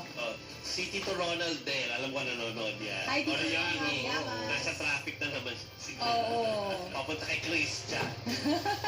Hello. Interview na naman siya. Hello, Tito Ronald. Hello po, Dr. Earl Alfon and family. Palaging nanonood pala sa atin yon. Si Dr. Ulysses Sarmiento and family naa din ha sa Cebu. Mayong gabi. Bago mapasalahan yung mga nandyan sa social media natin, pabatiin ko lang ng happy birthday in advance. Si Miranda Beatriz Manalili. Hi po. Debut. Happy 18 years birthday. old siya this weekend. Debut. At ang Party yan. nagpapabati po sa kanya ay walang iba kundi ang kanyang very sweet na parents. Si Daisy May Manalili at si Andrew Manalili. Si Andrew ay dati kong schoolmate sa Aquinas. Happy birthday kay Miranda Beatriz Manalili. Happy birthday po. Happy birthday. Dito ako sa 1PH YouTube channel natin. Veronica Piga, good evening sa'yo. Ronald Maxtay, laging nanonood sa atin to. Kuya Bay 2, si Alex Garnizo, and si Manning Diasnes. Ayan, salamat po. Danny Fabian, hello. Joshua Digia pala, nandyan din, nakikinig din sa atin. Tsaka si Brian Soco, Alfonso Zabala Jr., ayan, daming nakikinig. Ned Labisa, hello. Hello. Sino pa sa mga Tito Manny? Aba, binabati ko rin yung mga nurse na kaibigan ko. Uy, saan yan? Saan? Ito lang, sa may Mandaluyong. Oo. Hello po, and good evening din mga nurse. Si Doc Emerson Vista ng St. Luke's Global City na Derma, good evening po. Okay, Chiki, meron Yes. update ako sa PUV. Meron dun sa, yung sa strike ito. Muling magkakasa ng transport strike ang mga operator ng jeepney drivers. Bukas na po yan mangyayari. Sigaw pa rin ang grupong Piston. Tutol sila sa pag-oobliga sa lahat ng operator ng jeepney at UV Express na magbuo ng kooperatiba o korporasyon. Sa pagtataya ng grupo, nasa 100,000 driver sa buong bansa ang makikilahok sa strike. Sabi naman ng MMDA, kahit hindi ganun kalaki ang naging epekto sa mga pasahero noong nagsagawa ng strike, ang Piston nitong nakaraang buwan, naghahanda pa rin sila para sa 2 araw na strike. Mahigit 6 na raang mga truck, bus at iba pang sasakyan ang nakahanda para sa libreng sakay. Handa raw ang Piston na ilaban ang panawagan hanggang sa korte kahit pa nauna nang sinabi ni Pangulong Bongbong Marcos na wala ng extension ang deadline ng consolidation sa December 31. Kung ang layunin talaga ng gobyerno ay para ayusin lamang yung ating public transport, bakit nga hindi pwedeng rehabilitation? Bakit kailangan natin bumili ng ubod ng kamamahal na mga halaga ng mga minibus, na hindi naman talaga kaya ng ating mga individual na mga operator? Ito ang president ng Piston na si Modi Floranda. Okay, ano tayo? Tito Manny, magbe-break daw muna tayo. Ayan, break ulit. Hindi ko alam si Moe, parang ang dami tinanggap na commercial.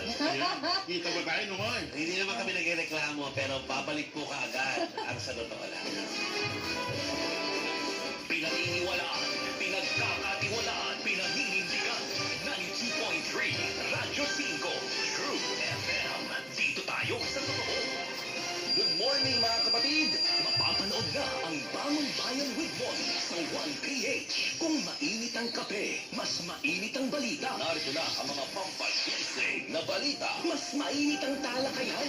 Babayan Mon kasama si Mon Gualvez. Kaya ang ating pampaisip para sa araw na ito, agad-agad na, no mga kapatid? Ano ang masasabi nyo dyan sa taas presyo sa petrolyo? Bawat bangon, bagong pagkakataon.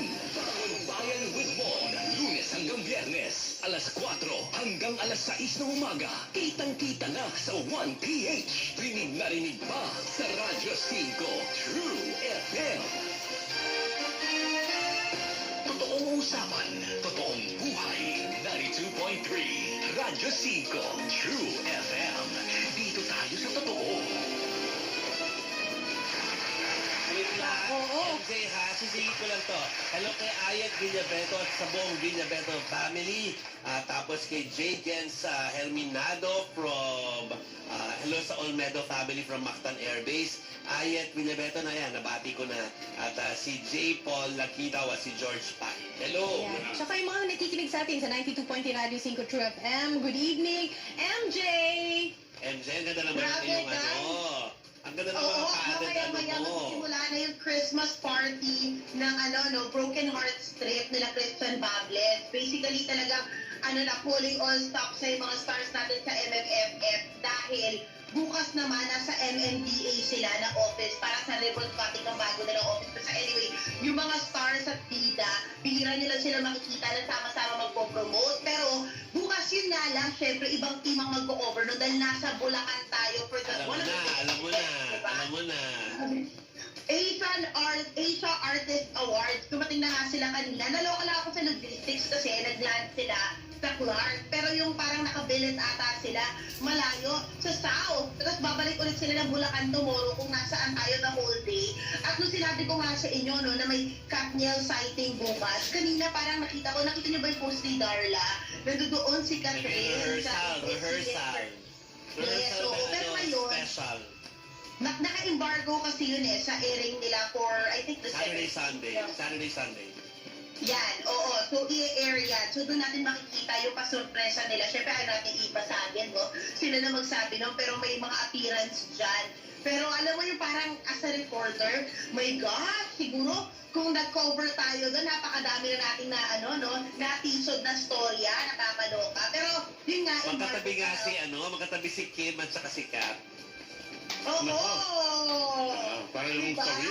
Tapos nakita mo, meron pa dong may fans club ba si Richard, Gutierrez doon sa ABS-CBN Christmas Special. But are we gonna see a Daniel Padilla? O, diba? Pero bukas makikita rin naman natin sila kasi parang naka-confirm daw sila sa guest list bukas sa Asia Artist Awards. Pero, grabe, imagine mo, dito na siya ginaganap. Naloka lang ako sa call time. Yung call time, pwede kang pumunta hanggang as early as 8 a.m. Tapos noon, tanghali yung tanghali yung pa-red carpet nila. Tapos noon hanggang 9:30 ng gabi. So, alam nyo na kung anong klaseng tayo. Pero bukas, syempre, sisegwayan din natin dahil si Ate P, syempre, Star for Aussies, kailangan makita rin natin dahil yung When I Met You in Tokyo, alam ko bukas yung grand media con din nila. So, kung maaabutan natin yun, doon ang final destination natin. But of course, nakapako tayo sa Asia Artist Awards. Pag nagsasato lang tayo tomorrow, you guys might see me there. May mga restrictions lang. Pinadala ko na rin syempre sa production, yung mga restrictions lang na pulp with regards to Asia Artist Awards. But of course, we're gonna be there throughout the whole shebang. Bantayan nyo na yan sa 1PH, sa Signal, sa News 5. We're gonna babato natin dahil nakita nyo na ngayon yung mga superstars na darating, di ba? Kanino ka excited? Excited ako sa Katniel. Parang nandun pa ako sa Ako din! Kaya, hindi ko binabanggit. Pero of course, mga Korean opa natin, si Good Boy. Si Good Boy, yun. Kasi pangatlong beses na ata this year bumalik. Kayo excited? Kuya Joey? Katniel. Katniel, di ba? Diba? Nakaparinig. Hindi ba ang awkward yan? Gusto ko makita yung humor nila. Gusto ko makita kung paano sila. Ngayong gabi, mukha naman magtatagpong sila doon sa taping, sa tinitape nila, di ba? Pero, syempre, bukas, wala lang. Gusto ko lang makita paano ba sila sa red carpet? Anong magiging outfit ni Catherine sa kanyang bagong era, di ba? with her red-orange hair. Oo, kakaiba bang- na siya ngayon eh. Oo, di ba? Pa-edgy as an edgy queen, Yes. yung Liza na dumanadine route, di ba? So, gusto nating makita yan kung anong Catherine ang aabangan natin bukas. O yun. So, yun talaga siya. So, imagine mo, 12 pa lang magbabato na tayo ng mga storya. Buong-buo na yan by sa totoo lang time. So, dapat abangan yung mga kapatid, yung mga updates natin tungkol dyan. Pero huwag nilang kakalimutan din dahil syempre, after nun, Saturday, buong weekend, MMFF mode na ulit tayo syempre para sa pelikula Pilipino yan. Yes. Okay. Thank you. Thank you very much. MJ Marfori, bukas ulit. Okay, so tayo ay Bababay na. magbababay na 12 days to go before Christmas. Feel na talaga. Hanggang sa muli, ako po si Joey Francis. Ako po si Manny Bugato, para kay Marcel Rilli. Yes, thank you Tito Manny ha. Ako po si Chiki Burhel, huwag na huwag magpalinlang. Dito tayo, sa totoo lang. Kami po ang 1PA Style Service para sa Pilipinas. See you tomorrow, mga kapatid. Parang lakas ng shopee, halimuyak ng tutubong sa hangin, nagbabalik ng alaala sa akin. Parang naadlas sa pin, ating noche buena ay namnamin, nang mas uminit ng ating damdamin. Hapusin, hatagan, ramdam na ramdam bawat sandali, tayo nagkasama, di nakakasawa. Hamakan mo aking kamay, Pasko, walang kapantay. That's the best I'm feeling. Tuwing Christmas magkapiling, laging feel na feel, laging feel na feel. Damang-dama ang sigla, umaapak ang ligaya, lalong feel na feel, lalong feel na feel. Feel na feel ang Paskong kapatid. Feel na feel ang Paskong kapatid. Walang mas higit pa, walang mas higit pa.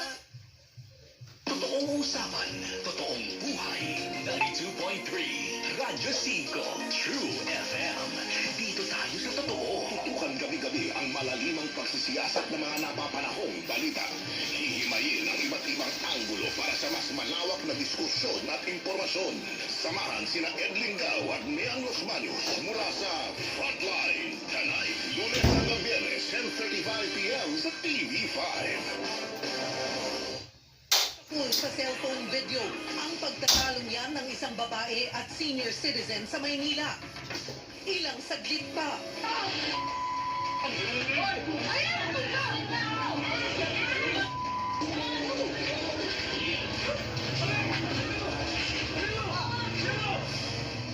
Minura at itinulak na ng babae ang lola. Sinuntok din niya ang isang kaanak nito. Ang ugat ng pagtatalo at ang sinapit ng lola, abangan, maya-maya lang.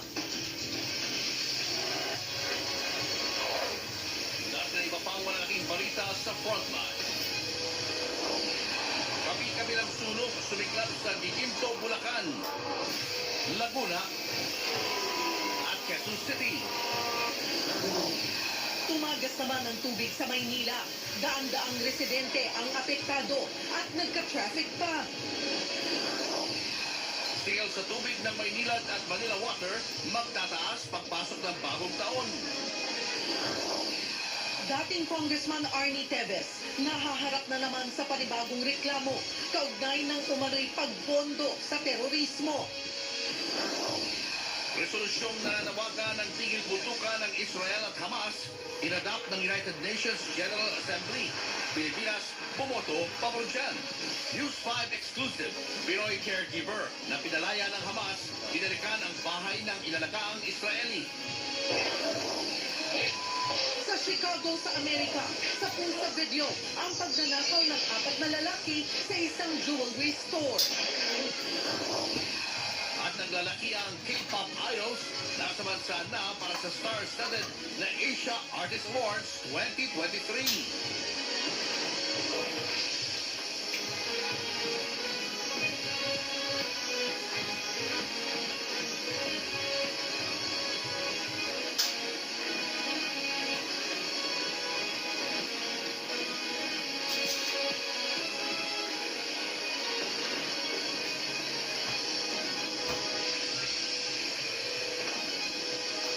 Nasunog ang isang empleyado ng bodega sa Giginto, Bulacan. Ang biktima nakalabas na pala ng warehouse pero bumalik pa para isalba ang kanyang mga naiwang gamit. Nasa front line ng balitang yan si Hannibal Talete. Malaking apoy at makapal na usok ang gumising sa ilang stay-in na empleyado ng isang bodega sa Giginto, Bulacan. Alas 12:30 ng hating gabi kanina. Mabilis na kumalat ang apoy dahil sa mga naka-imbak ng plastic. Ayon sa isang empleyado, nakarinig din sila ng malakas na pagsabog. Dahil po sa anong masin po, sumabog. Pagising ko sa kasama ko po, paglabas ko po, may apoy na po eh. Yung makina, nagdala ko ng first sir, wala na, pinamagapan ko eh. Nakalikas naman agad ang mga empleyado. Pero si Francis Urbano, bumalik daw sa loob para isalba sana ang kanyang mga gamit. Kaya pag sumabog, umakit po yung nakasamahan ko. Pinatok siya. Bumaba siya eh. Bumalik, bali, kumuha ng mga gamit. Wala nang buhay si Francis na matagpuan kinaumagahan. Tumagal ng halos 3 oras bago deklarang under control ang sunog. Inaalam pa ang sanhi nito at ang halaga ng pinsala. Nabulabog din ang mga residente sa barangay Paligsahan sa Quezon City nang masunog ang dalawang panapagaan Central House na ito kaninang maghahating gabi. Hindi bababa sa 20 fire truck ang responde. Ayon sa isang kapitbahay, nakaamoy na sila ng usok na sinundan ng sigawan mula sa labas. Ligtas namang nakalabas ng lumang bahay ang 4 na nakatira dito. Pati mga alaga nilang aso na ilikas din. Base sa investigasyon, nagsimula raw sa unang palapag ng bahay ang sunog.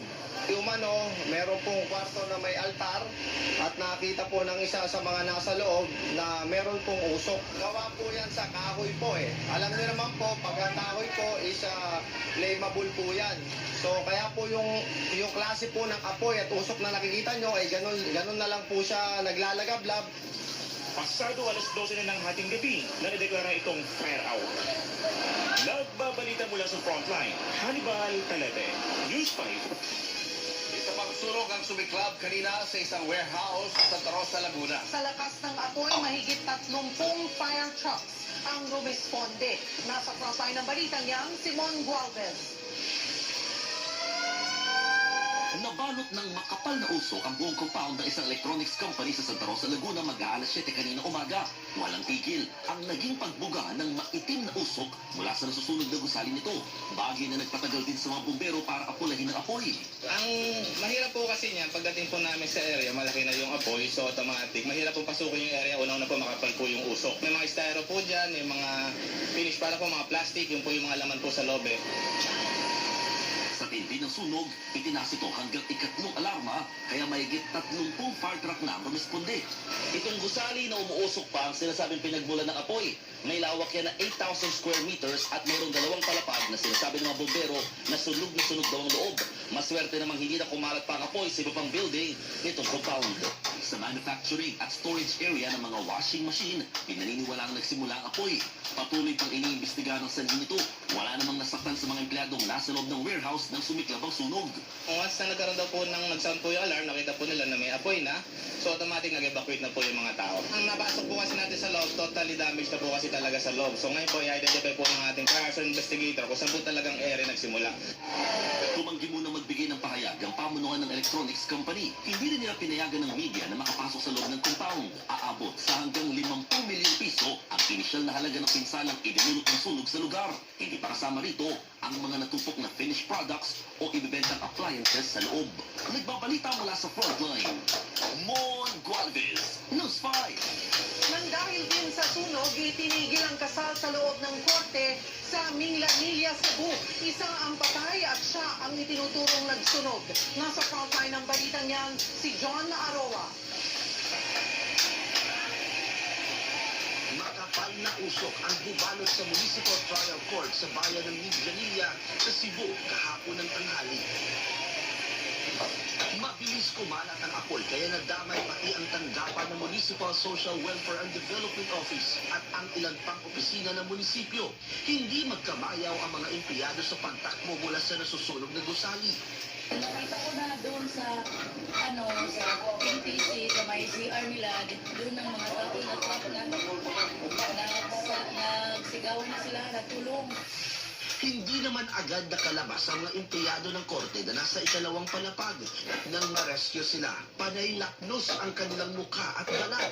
Kabilang sa mga sugatan si Judge Wilson Ibones, ilang court of clerk at piskal, pati ang ikinakasal ng mga oras na iyon at kanilang mga bisita. Nalapnos din ang mga balat. Agad silang isinugod sa ospital. Base sa investigasyon, posibleng planado ang panunulog na nagsimula sa loob ng trial court. Actually, there was arson according to the initial investigation and spot report of the police. That fire was premeditated, but unfortunately as well, the whole municipal trial court burned down. Ang hinihinalang salarin ang 60 anyos na empleyado ng korte na si Jose Mesa Agosto. Isa siyang court aide na abala sa mga dokumento. Ayon kay Judge Ibones, habang may ikinakasal daw, nakita niya si Agosto na nagsusunog ng mga papel. Pinasita umano ng judge si Agosto sa ibang court employee para pagsabihang itigil ang kanyang ginagawa. Pero imbis na tumigil, pinalo pa ni Agosto ng fluorescent tube ang sumitang kasamahan, pati ang judge at ang ibang empleyado. At habang nagkakagulo, dito na raw nagsimulang lumaki ang apoy. Sinubukang lumikas ng mga nasa loob pero nakalak mula sa labas ang courtroom. Nabuksan lang daw ang pinto na umisponde ang isang traffic enforcer. Nasawi naman si Agosto matapos matrap at masunog ang